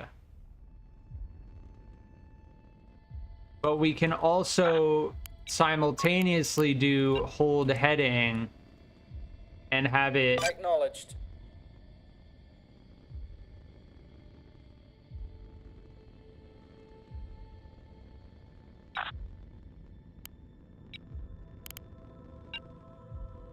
Executing. Now that we have track on our roll enemy, and we can then start aim setting up our shots. towards... Yeah, while it's burning in this direction. And then we can... uh, Position. orbit like that. A target reference point is a type of signal which are visible to everyone on your team. There are lots of different signals which can be used to indicate positions to the other commanders on your team. A TRP is a special type which can be used in conjunction with missile orders. By placing a TRP, we can use it to create a dogleg or kink in our missile's flight path when firing in track mode. Because of this, you can only use this method when you actually have a sensor track on the enemy. Plotting waypoints by position is still the only way to arrange an attack on a suspected enemy location. Acknowledged. Go into the tactical view by hitting spacebar, and let's take a look at the geometry of this situation. We have two friendly ships in the battle space, one relaying targeting data to the other, and one enemy ship occluded from our shooter by a large asteroid. This is a situation you'll probably find yourself in frequently. Course laid in. In order to make the attack on the ship without exposing the Dusty Tome, we'll need to pick a location for our TRP, which creates two unobstructed lines. The first line is between the Dusty Tome and the TRP, and the second line is between the TRP and the target. This forms a triangle, with one leg being between the shooter and the target, and the other legs forming the flight path the missile will actually take. Open the action menu by right-clicking in space. You will need to have a ship selected for this. At the bottom of the menu, you'll see the Signal tab. Under the Signal menu, you'll find the Target Reference Point button, labeled as TRP. Click it to start issuing the order. This is your standard dial position selection widget. Use it to select a point to place the TRP that creates the two unobstructed lines I mentioned earlier, one from the Dusty Tome to the TRP, and one from the TRP to the target. If you didn't get a great placement, don't worry about it. You can just place another. All signals stay active for 2.5 minutes before disappearing automatically. When you're ready to continue, select the A&S Dusty Tome and open the action menu in track mode on the target ship. Alright, time to select our missile and arrange the salvo. Open the WEP menu. The Dusty Tome is carrying the Thunderhead Active Radar Homing Missile and the Hurricane Command Guided Missile. Note that under their names, information about the missile is listed, including their guidance computer type. The Thunderhead has a cruise guidance module, meaning it is waypoint capable. A Hurricane is a direct guidance system, meaning it is not, and we can't use it for this strike. Select the SGM-206 Thunderhead missile. Queuing up missile shots is the same as we've done before, but now we have an extra input to add. By holding the left control key and clicking the left mouse button, we can designate the TRP we want to use. We can only designate one. Clicking the same TRP twice will clear the selected point. This can be done at any time while queuing missiles. Holding left control key. Notice the yellow line from the firing ship to the TRP, indicating it is selected as a via point. Select the TRP you placed at the via point, and then fire at least 4 missiles at the target. I'll wait until you get a hit. Select reference point. Wait, what? Oh, there we go. So when we hold control, it kind of clicks to the reference point.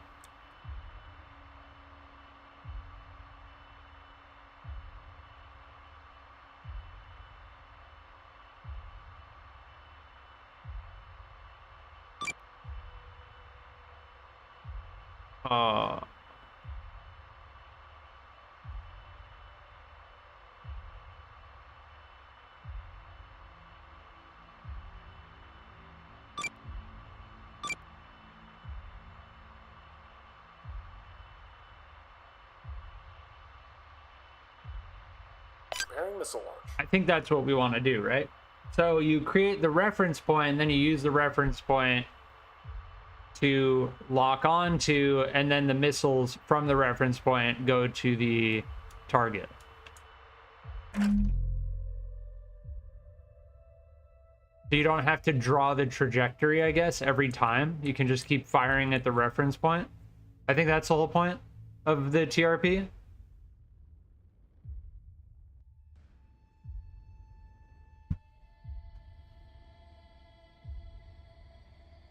Now they should turn. Yeah, there we go.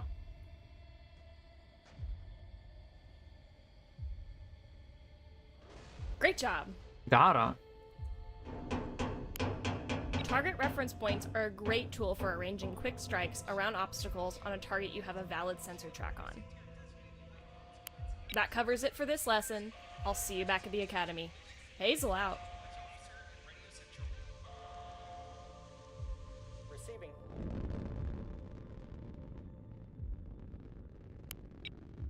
Interesting. Yeah, understanding how to do the target reference point seems like it would be necessary.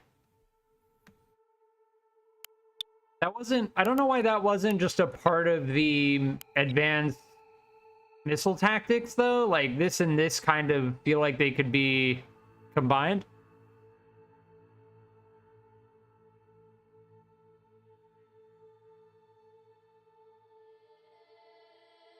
All right, now we're doing the anti-missile defense. So now we're learning how to counter missiles.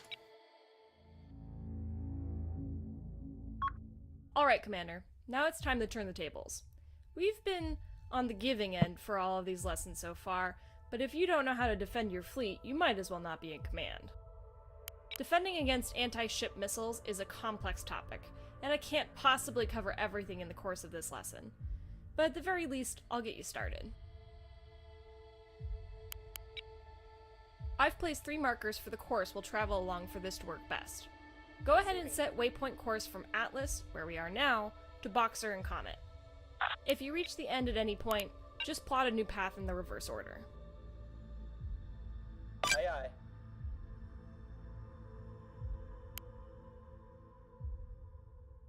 I've also disabled your offensive weapons, so you don't accidentally, or on purpose, destroy the shooter or spotter ships I'll be controlling, as well as a few other systems that we'll unlock as we go over them.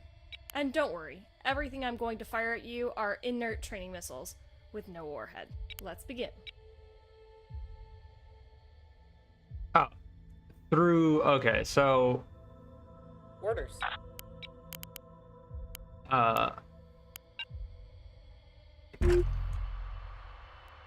Repositioning. I'm gonna go boom. On it. It might seem ridiculous to say, but a lot of people don't consider that the best way to defend against missiles is to simply not be where the enemy has fired them at. The ship I'll be firing from is about 17 kilometers away.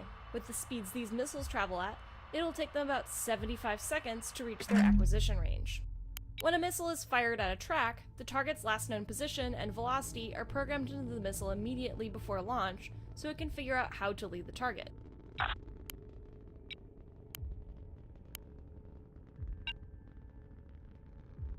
I want to know how to Executing. so I want to have my ship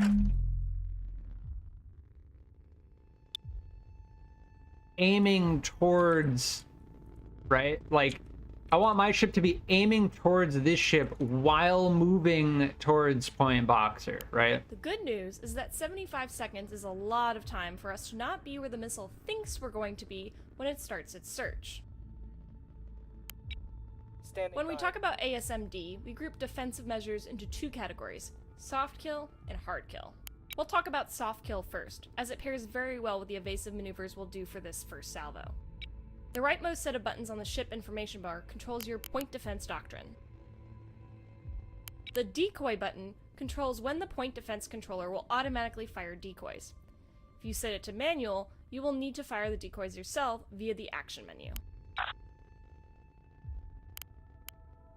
It's best to leave this one on one of the other 3 options. The least option will use the decoy with the lowest capability necessary to defeat the threat. Best will always use the highest capability.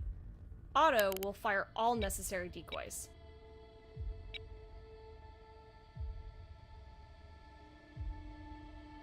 Oh, weird. We're getting a log error when we go manual. Interesting. The type of decoy necessary for the threat can only be determined if we have sufficient intelligence on the missile, which can be developed rapidly by the ES-32 Scryer module, which this ship is carrying. If we don't have this information, one of every type of our onboard decoys will be fired. The decoys we have available on the ship are the EA-12 Chaff decoy and the EA-99 Conure active decoy. Chaff decoys are an expanding cloud of reflective metal strips, which create a much larger radar return than the ship that launched them. This presents a more appealing target to the missile, and will hopefully draw it off, a tactic called seduction. Deduction.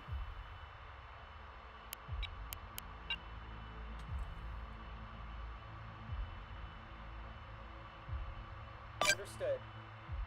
Active decoys radiate their own energy and can mimic the signature of the launching ship, making them useful against more advanced missiles, which are also looking for the ship's radar emissions. Now, we're going to use evasive maneuvers in conjunction with these decoys to totally avoid the first salvo. In fact, I'm so confident you'll be able to do it that I've totally disabled all our other point defenses. I'm going to launch the first salvo now. When you detect the missiles, change course at least 90 degrees, but preferably more like 120 degrees, away from your current direction of travel. Don't do it preemptively, or the missiles will adjust their lead based on your new velocity vector. Wait until you detect them on radar. Alright, the first salvo is on its way. After you issue the order to change course, raise the throttle to flank speed to get that extra emergency thruster power. Okay, so we'll do As your like course this. change begins to take effect, dump a chaff decoy, or 3, with Shift Z to give the missile something to focus on while we make our escape. Manually firing decoys will fire one of each available passive decoy type. Active decoys will not be fired as they require a target to know how to Shift fly away from the Z? ship. If you want to fire an active decoy, right-click on one of the missile tracks and use the DCY button at the top of the action menu. The button will be highlighted in yellow to show you it will be for a specific threat rather than a generic decoy order.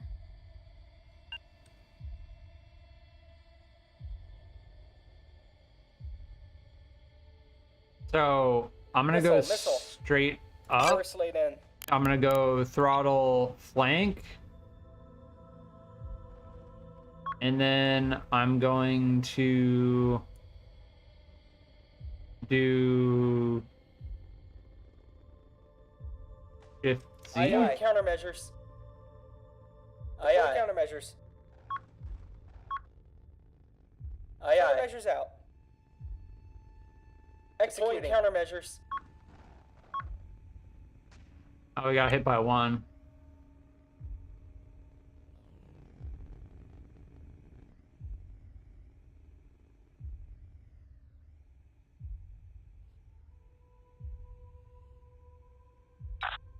Nicely done, Commander. Go ahead and get us back on course for either Point Atlas or Comet, and we'll continue. Don't forget to come back down from flank speed. Course laid in.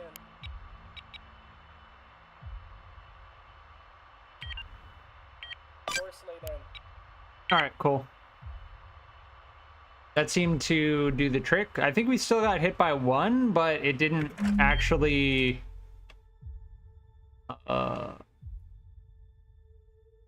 Well, they said they weren't using real warheads, right? We got hit by 1 of 4.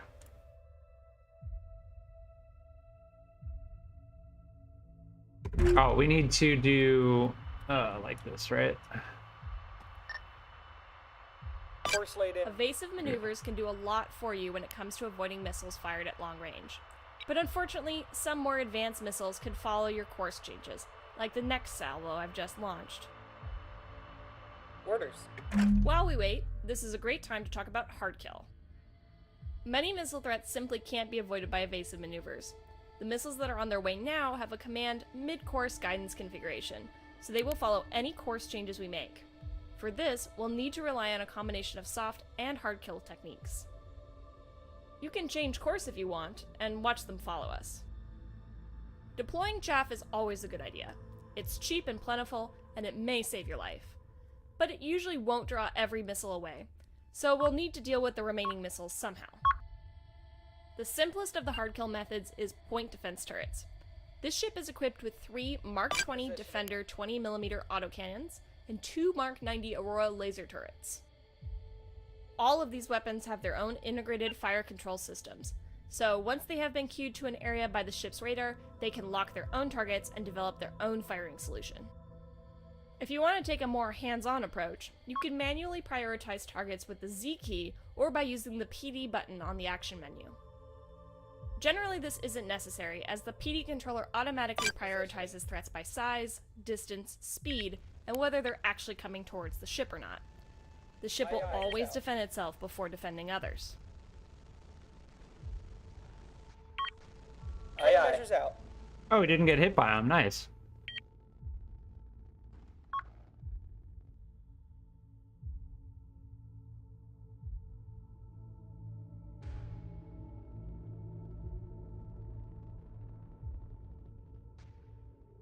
Great job!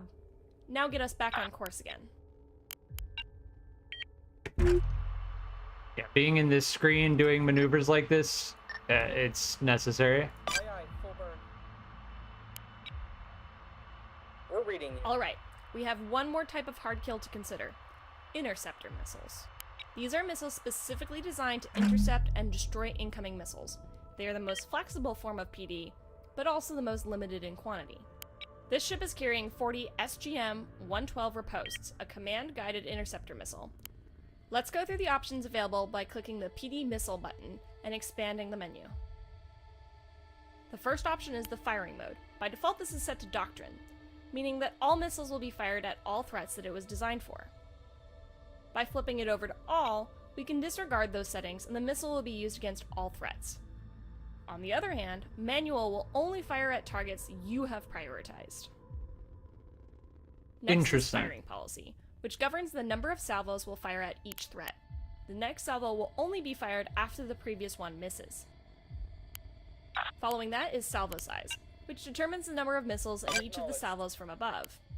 Setting this to Doctrine will refer to the missile type's default setting, usually one missile.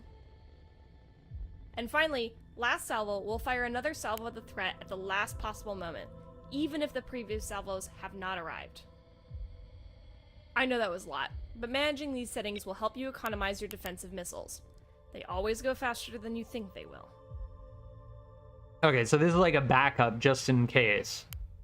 Interceptor missiles excel at defeating threats at a much longer range than most other point defenses are capable of. That's extremely important when it comes to the most dangerous types of missiles we'll talk about next. Hybrids. Aye, aye. Hybrid missiles are advanced, multi-stage missiles which can wreak havoc on a fleet if not countered during their cruise stage. Once they initiate their terminal sprint, a laser is about the only thing that can stop them. Imagine trying to shoot down a corkscrewing telephone pole, traveling at nearly 1 kilometer per second, and that's what facing a hybrid missile is like. Some of these missiles also carry penetration aids, such as self-screening radar jammers and decoy launchers. There's a lot to missiles in this you game. don't actually have to imagine, because I've got 4 of them on the way. If you want to make any changes to your PD missile doctrine, better do it now.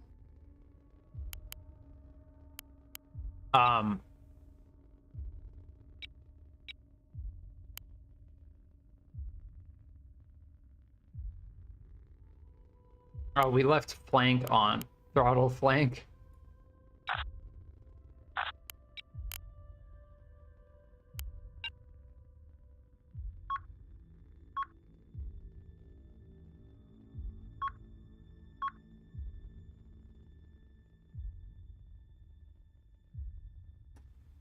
Trying to get better at, yeah. So they said point defense turrets.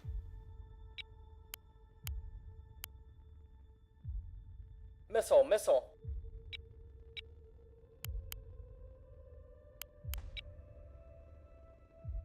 What is max DOF? Continue to fire successful salvos.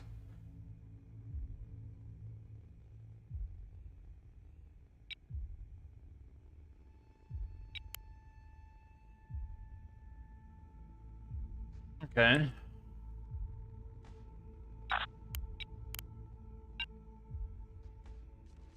How far away are they? Oh, they got a lot closer, a lot faster. We got hit by 3 of them.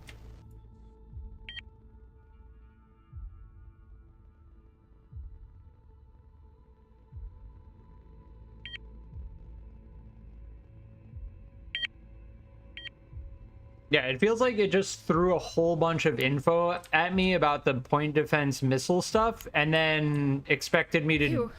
Wasn't that crazy? I don't know. But we dodged most of them. You can usually expect the enemy to reserve these kinds of missiles for killing capital ships, due to their destructive power, cost, and limited number. The best way to defend against them is with proper positioning of screening escorts, which can enable early detection so you can get your defensive missiles out there and engage them during their vulnerable cruise stage. Acknowledged.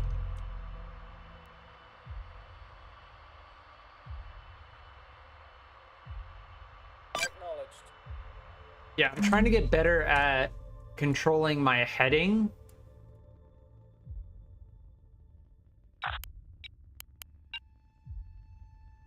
Aye, aye. Well, Commander, that about covers it for the absolute basics of ASMD. We're also in flank again. Yeah, we need to Good remember luck out to there. not have this Hazel on out. flank speed. But we did it.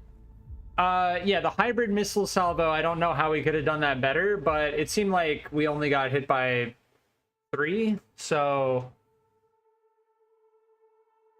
GG's. I will be right back.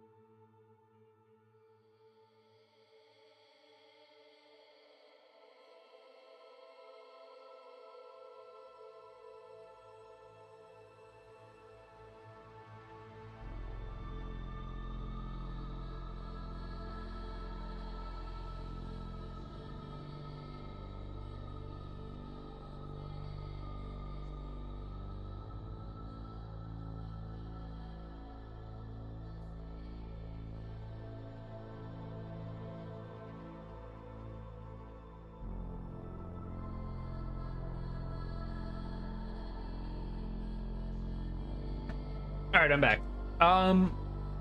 Yeah, so maybe we'll try... I think that's all of the tutorials, right?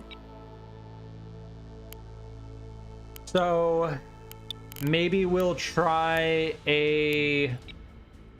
There's still no campaign. It's just tutorial. Skirmish.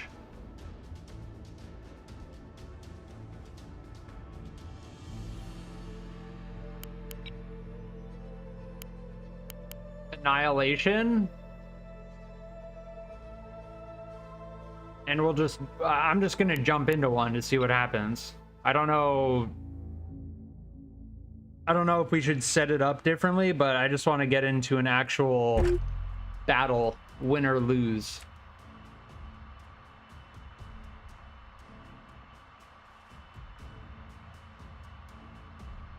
I guess I click that, right? Yeah. There we go. So we just have one ship or what? 4 ships.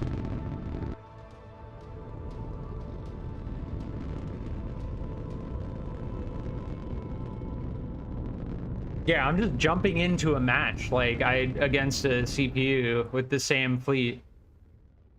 Send your traffic. So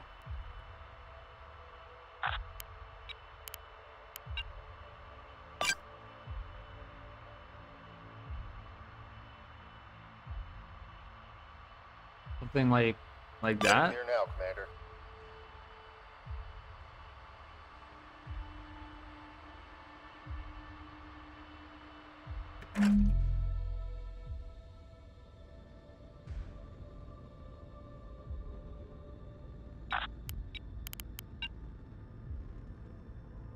Acknowledged.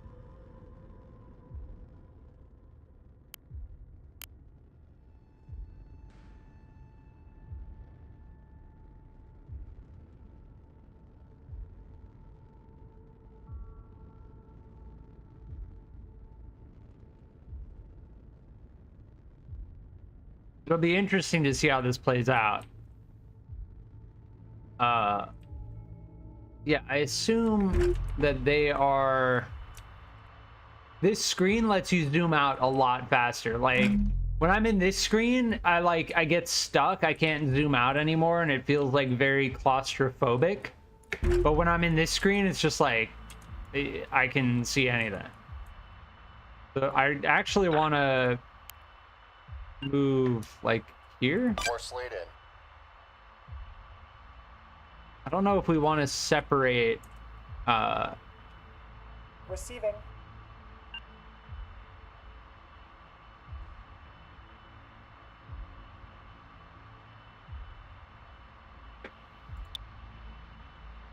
it seems like we're kind of close to each other, so... Aye, aye. Falling in.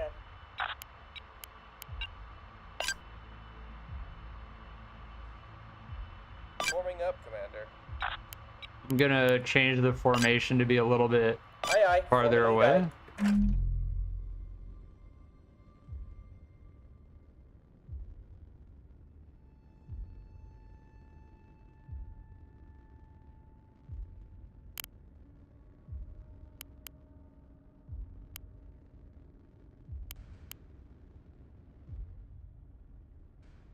I have a feeling what's gonna happen is they're just gonna be able to see us Ready. first, and we're just gonna get slapped.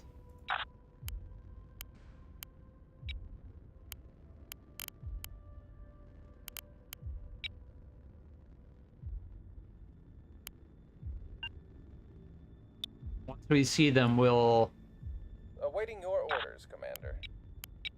try and jam them.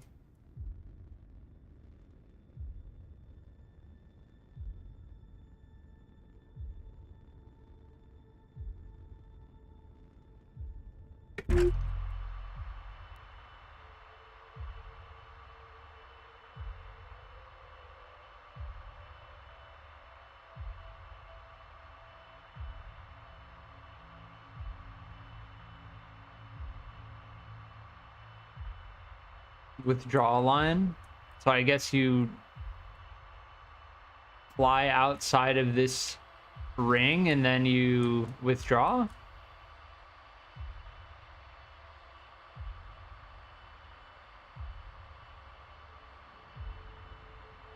Standing by.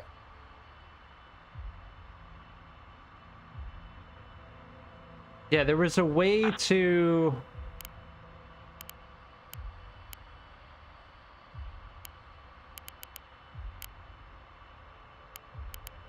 burn through sweep. Awaiting your orders. Do any of these have that capability? You heard the orders. I just did a burn through sweep.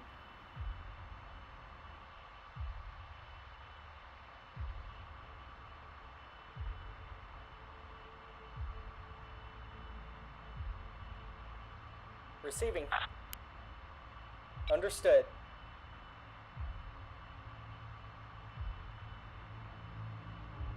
Ready. Receiving.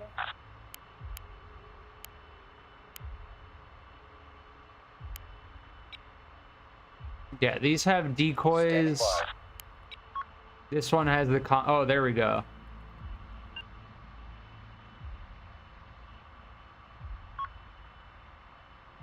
We're being targeted. Jammer's hot. Looks like we're being jammed. Awaiting your orders, Commander. I'm jamming them too. Brace for enemy fire.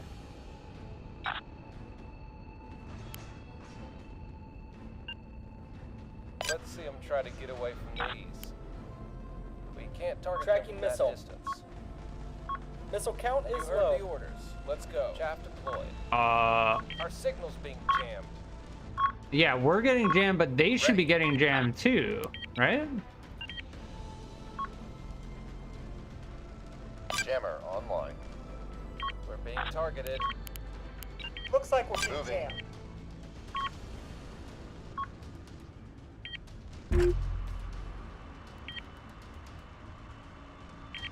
I can't see anything. Oh, there we go. Standing by. hear you, Command. We can take him.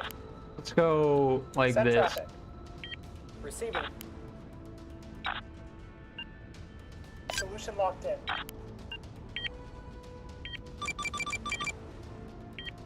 Firing missiles. Send your traffic. Moving to that position. Are we firing at them now? Lock on warning. Looks like we're being jammed. Yeah, they disappeared again. Full impact. Our sensors are going haywire. I need you to Jammer's hot. that way. Looks like we're being jammed. Jammer's hot. Missile reserves are low. Missile warning. Inbound spike. Jammer's hot. We've been locked on. Jammer online. Our Wait, why sensors does are it keep haywire. going? Buzzer active. There we go. That's what I wanted. What are our orders, Commander? Firing solution locked in. Missile supply running low.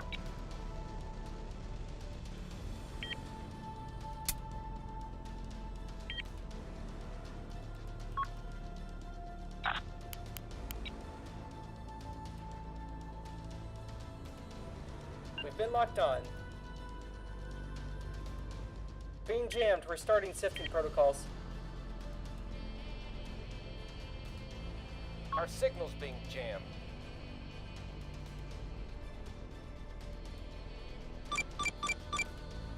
Oops, I misclicked. On the way. Do that. Standing by. Send traffic. Those bastards have a lock. Looks like we're being jammed.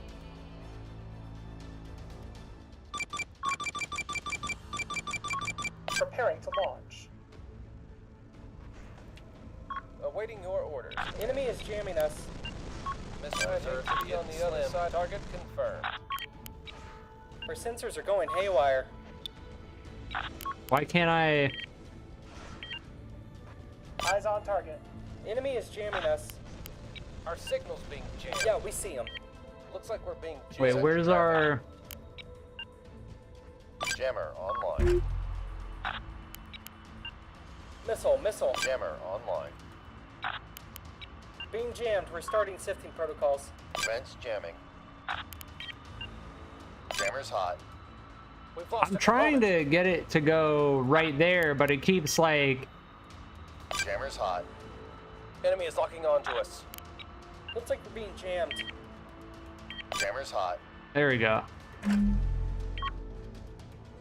Yes, Command. Acquiring your target. We're reading Enemy you. is locking onto us. The enemy is jamming us. Preparing to launch. Heads up, they're jamming us. Missile supply running Are you even low. shooting at them? We're being targeted. We're losing modules. They're just out of range. Component wrecked. Rack them up. Our component is We've destroyed. got him now. Our component is destroyed. What is going on? Make it quick. Heads up, they're jamming us.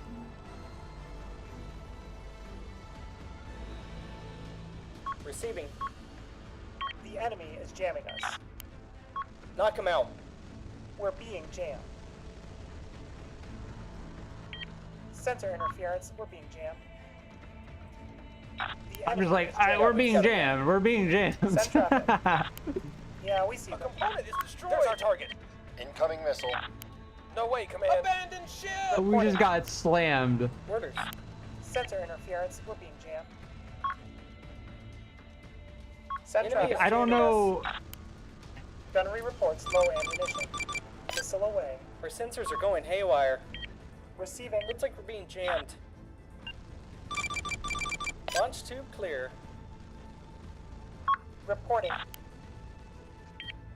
Receiving. We're low on missiles. Are they even taking damage?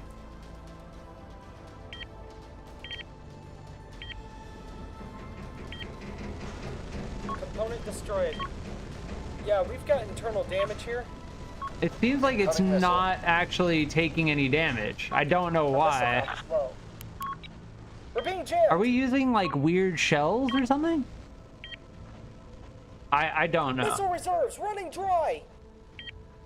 Ammunition running dry. Why do we have flak rounds selected? Component offline. Fire. Spiker inbound. Send traffic. Under attack. Why Yeah, isn't we the see beam them. cannon Component going off? destroyed. Component Standing by. offline. Jammer Component online. offline.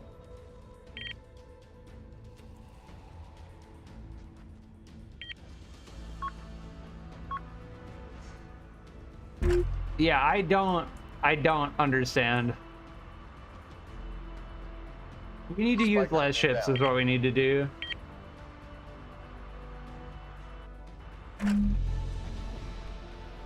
Sensors are being fried.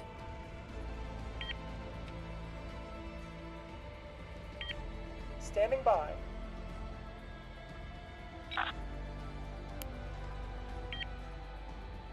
Yeah, we see them. A little busy offline. Yeah, they're Cannot comply. Send traffic. I'm Missile trying shot to low. I'm trying to hit this guy. It seems like we are getting some hits off.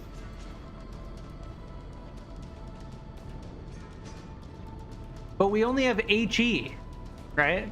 So Enemy locking on. Abandoned ship. yeah, these guys didn't take any damage, I don't think. The battle report will be interesting, but I think I was using rounds Yes, you're that right, were ineffective. See, we're hitting We're them, taking fire over here.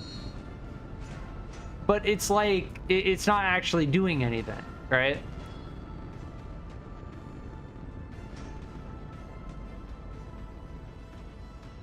Like we hit this guy a whole bunch, but it didn't do anything. Send traffic.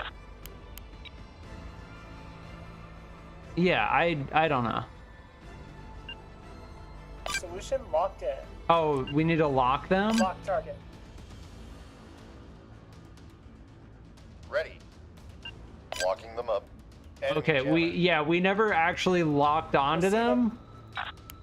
Eyes on target. I kind of assumed it would immediately do that.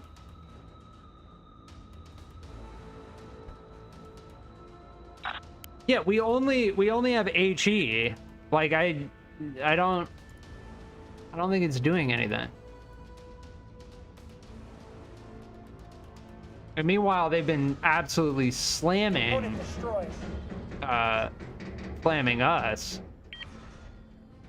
Reporting internal damage.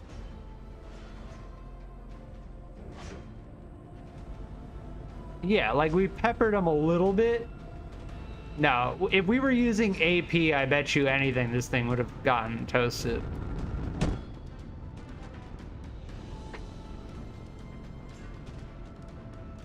Most of the Got a lot of shots we were stuff hitting it with were not doing any damage. So, They are chewing us up here. They are chewing us up here.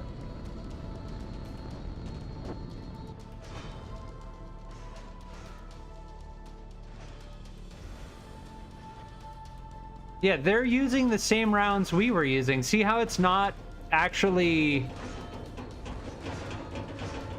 penetrating the armor? HP PF is flak.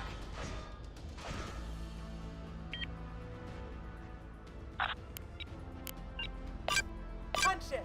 Should probably move, right? Moving out. Component Send destroyed. traffic. They are chewing us up here.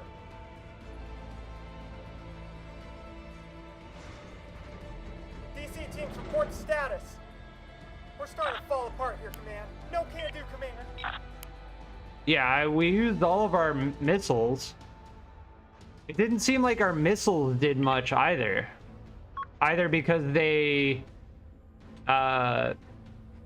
shot them down before they hit, or when they hit, they just didn't actually get through their armor. We're starting to fall apart here, Command. We're starting to fall apart here, Command.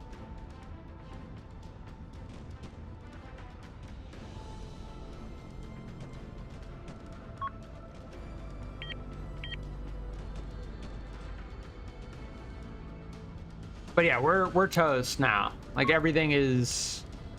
They're trying to repair the. Yes. Yeah. It's been a good first round of learning. Like I will definitely take armor piercing rounds next time.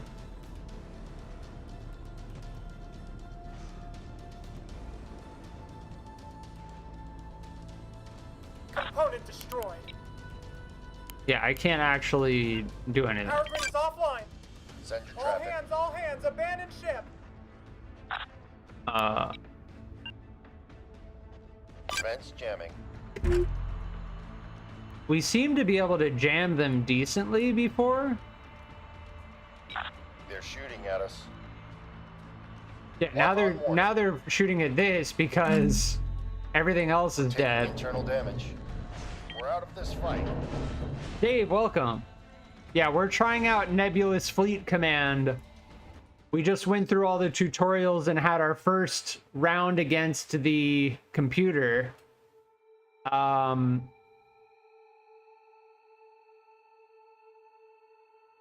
unsure as to how to do more damage. Because we used the same exact fleet as they were using. But they did 5 times as much damage.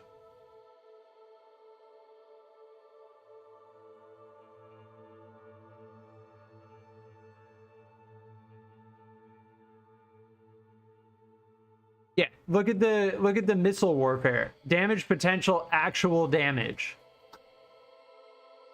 Something went terribly wrong with our missiles.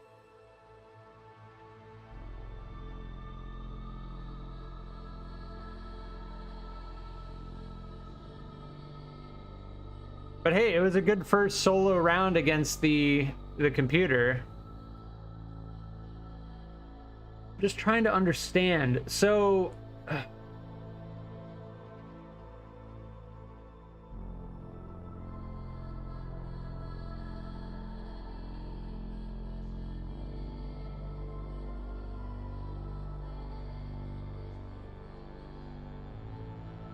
it's saying our HE shell was unused.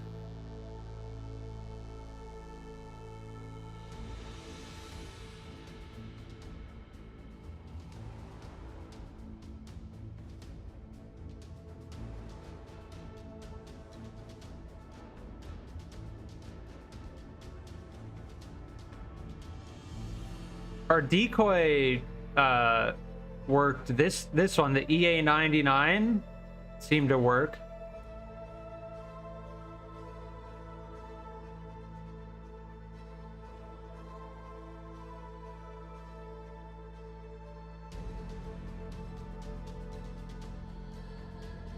Yeah, the beam cannons. I don't understand what happened with the beam cannons. Like, they just did not fire off.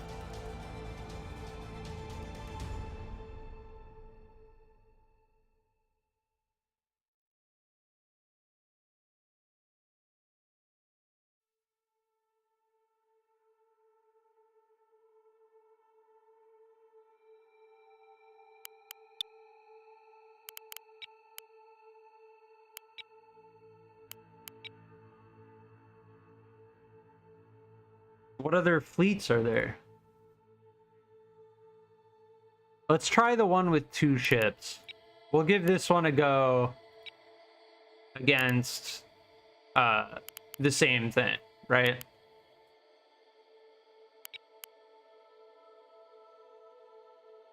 What?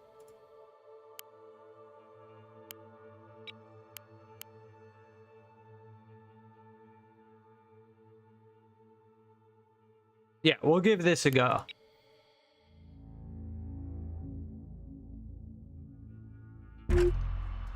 But yeah, I'm starting to get a little bit toasted. Like, I've absorbed a lot of information today.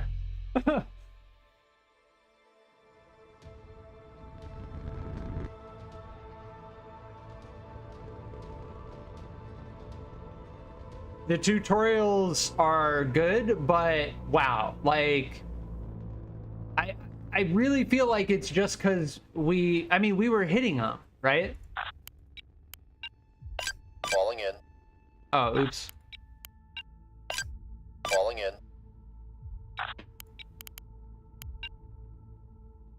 Aye, proceeding. Yeah, the depth, the point of focus when you're out. This screen is the screen I need to be looking at for all of my maneuvers. Makes me feel like I'm looking in like through a tiny window when I'm doing this.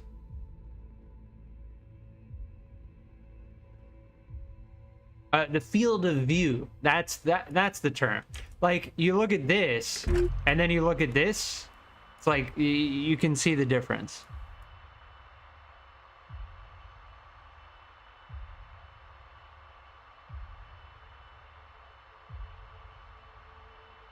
All right, let me make sure that my weapons are... Why am I all HE again? Send your traffic.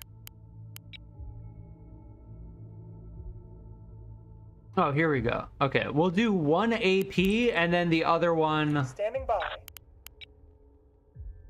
HE. There, switch. Oh, it does it only switch when I actually fire them? Whatever.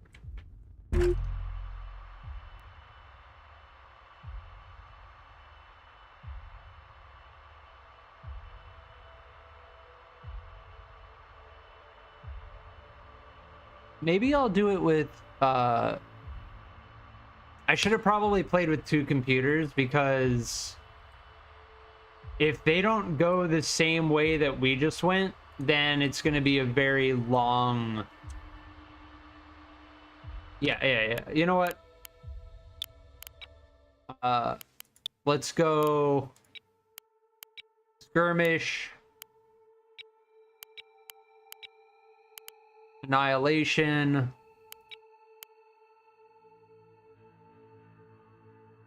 this,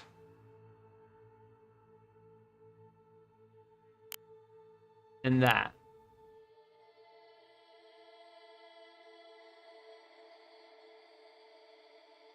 Yeah, there we go.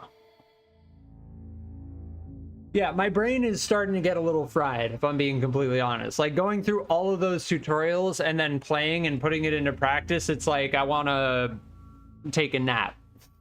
That's how I feel right now. Like, it's going to take me a couple days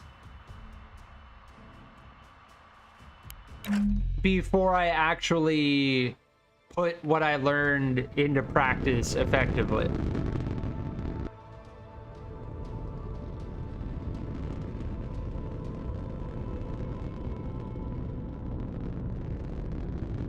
But by facing two computers with a computer as our ally. Awaiting orders, Commander. Receiving. Oh, I didn't switch our fleet, so we're all using the same. Yeah, see, we only have HE. We will not use the HE RPF because they don't. Yeah, and I don't know how to use the hail. Just says targeting mode unselected. Awaiting orders, Commander. Unsupported. Heading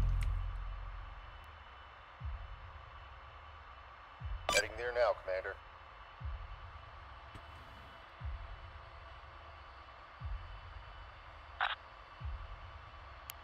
Yeah, it's gonna take me some time to...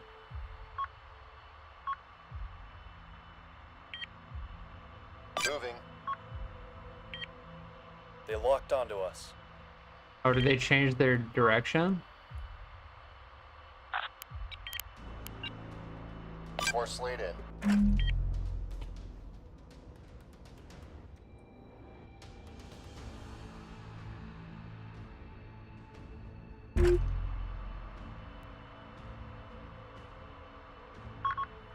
Running dry on missiles. Standing by. Executing countermeasures. Receiving. Deploy countermeasures. Okay, I don't even know Awaiting orders, Commander. how they can see us, but we can't Target see them, locked. or We're being jammed.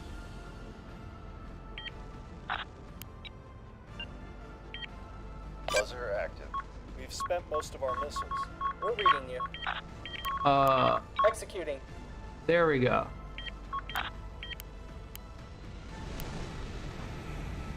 Ready. Locking target. Attempting target lock.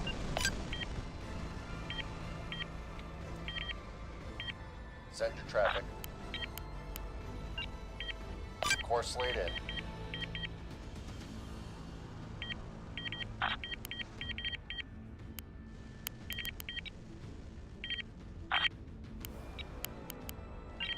Course laid in.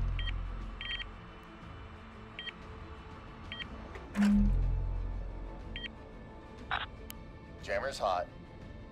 They've got a lock on us. Receiving.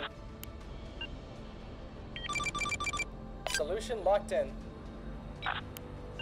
Taking fire. Preparing to launch. Firing a missile. Yeah, we've got him now. No, I don't want H. Yeah, there. Yeah, there we've we got go. him now. We've got him now. Understood. Engaging. Firing a missile. Target confirmed. Missile away. Guidance online. They should be getting slant.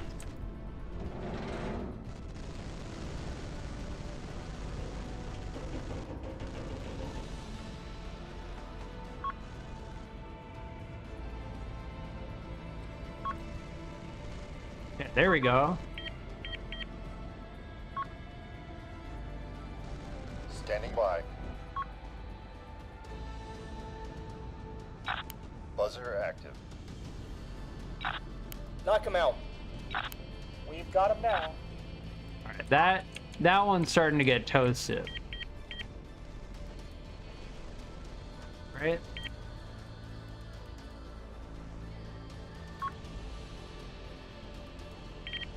Yeah, they're getting slant.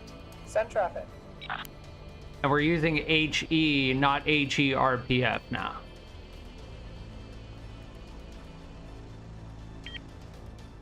Yeah, that one looks like it's toasted. So I'm gonna start hitting. Looks like we're being jammed.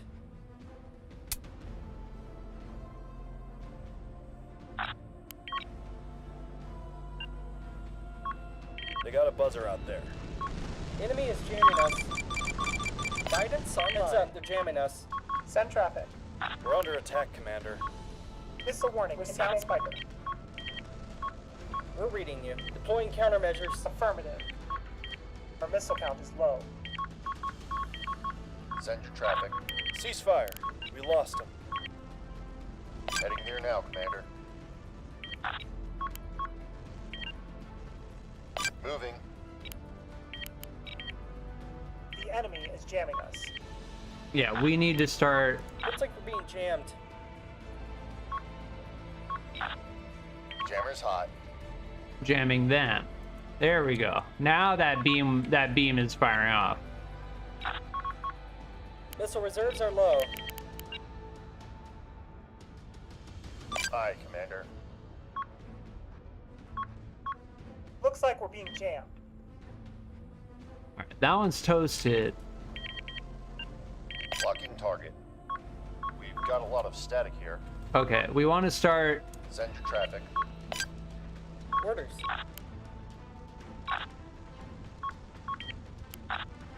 Command, be advised, we're taking fire. Oh, I forgot to Ceasefire, switch target these. lost. Hull impact. Affirmative. Engaging. Missile reserves are low. Yeah, we see them. Heads up, they're jamming us. Target confirmed. Missile away. Ceasefire, we've lost the target. Oh shit. Looks like we're being jammed. Affirmative. Engaging. Sensor interference, we're being jammed. E-ward detected. Tear 'em up. Being jammed. Holy Component shit. destroyed. Gunnery reporting low ammunition. Receiving! Component disabled. Keep firing, keep firing! We're low on missiles. Oh my god, Send we're it, getting fucking quickly. toasted. We're on it. Brace for impact. Oh fuck. Ready. Heading there now, Commander. DC teams report status.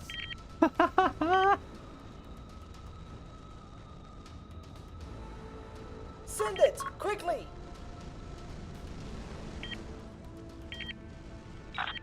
We're on it.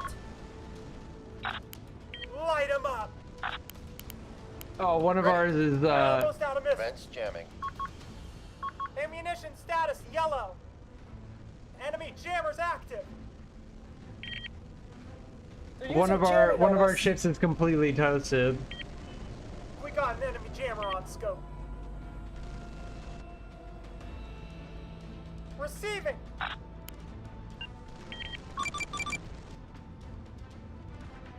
They're using jamming Oh, on we us. haven't locked these Enemy guys. is jamming us. Lock target. Can we lock all of them Aye, at the aye. same time? I keep forgetting to lock onto New them. target. Locking target. Buzzer active. We're taking fire.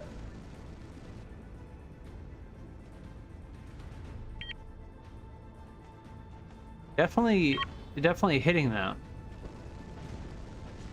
But again, Magazines running dry. we don't have AP, so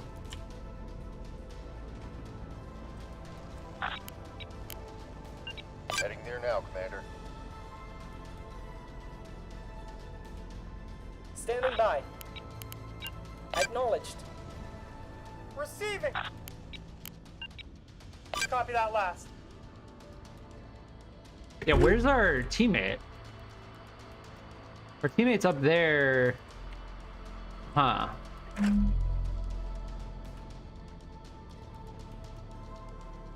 Channels open.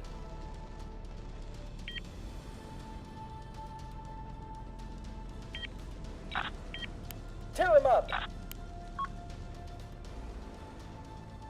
Be advised, we are low on Yeah, ammunition. that ship is toasted. Reporting. Eyes on. Launch confirmed. Send it. Missile programmed. Lock target. Attempting target lock. Channels open. Launching now. Missile away. Got him. Missiles low. We're running dry on missiles, Command.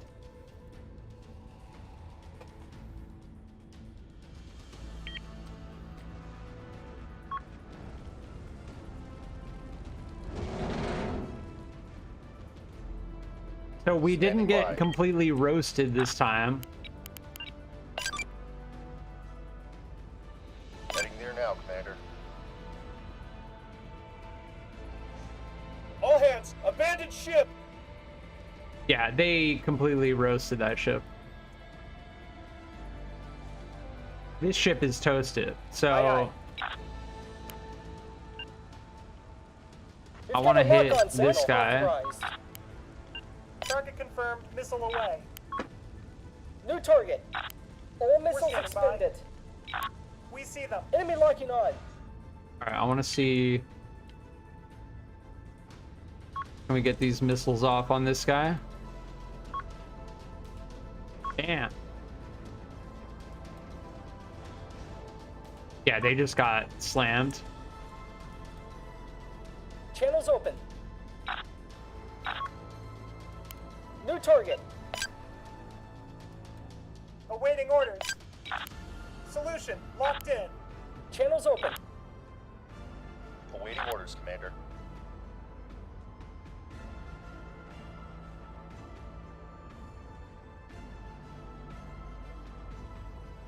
And our teammate is firing on them as well.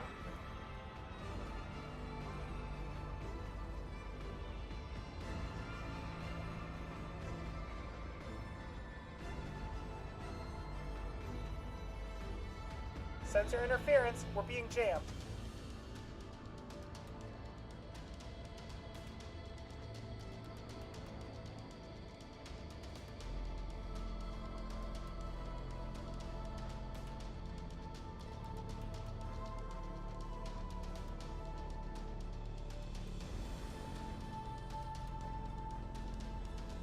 Standing by. Tear him up. Send traffic. Eyes on target. Ready.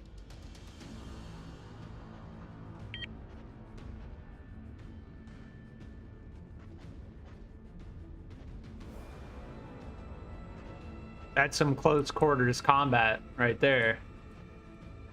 We need to move away from them very quickly. Heading there now, Commander. And we're also heading towards the...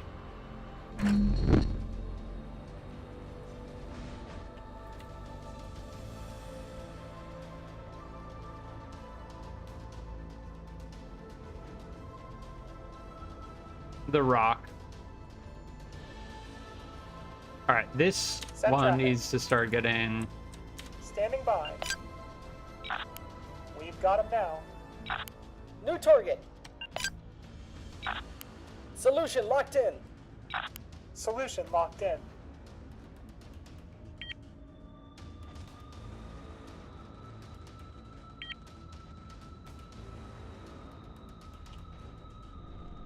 We're focusing this one now.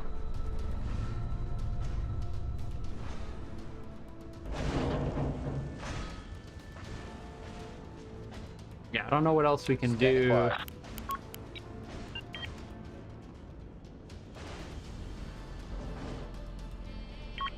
Jammer's hot.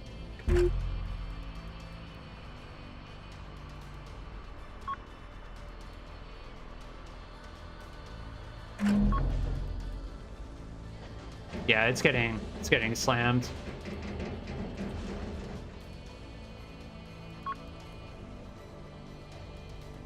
GG.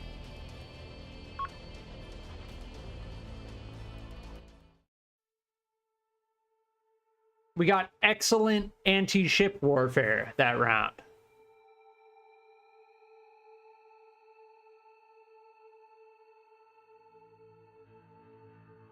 Wow, we did pretty decently. Our teammate did the most damage.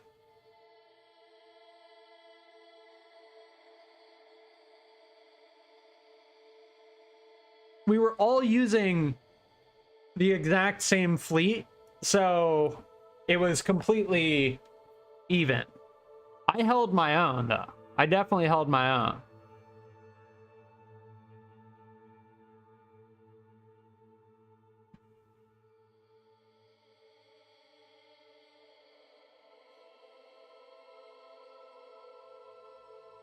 Yeah, our missile warfare was poor. We should have held on to our missiles until we were a little bit closer, I think.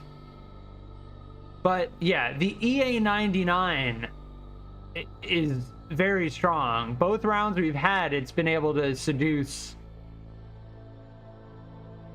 many threats. So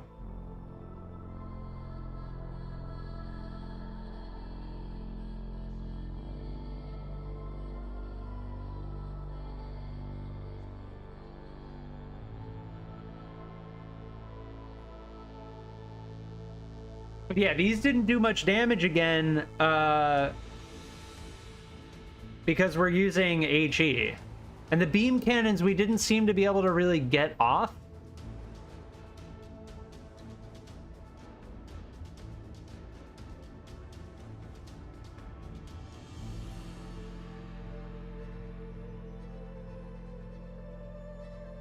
Yeah, and we forgot to lock on as well again. That's something I need to remember, to press X and then click the target. And then you have that filled in diamond shape to show that you have a lock on them.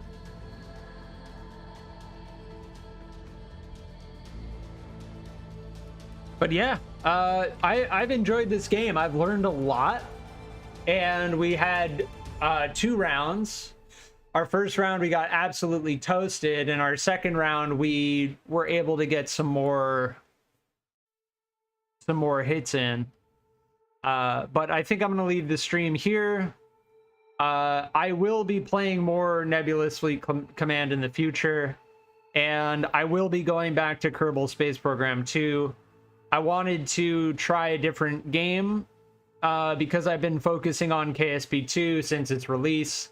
I wanted to try something new.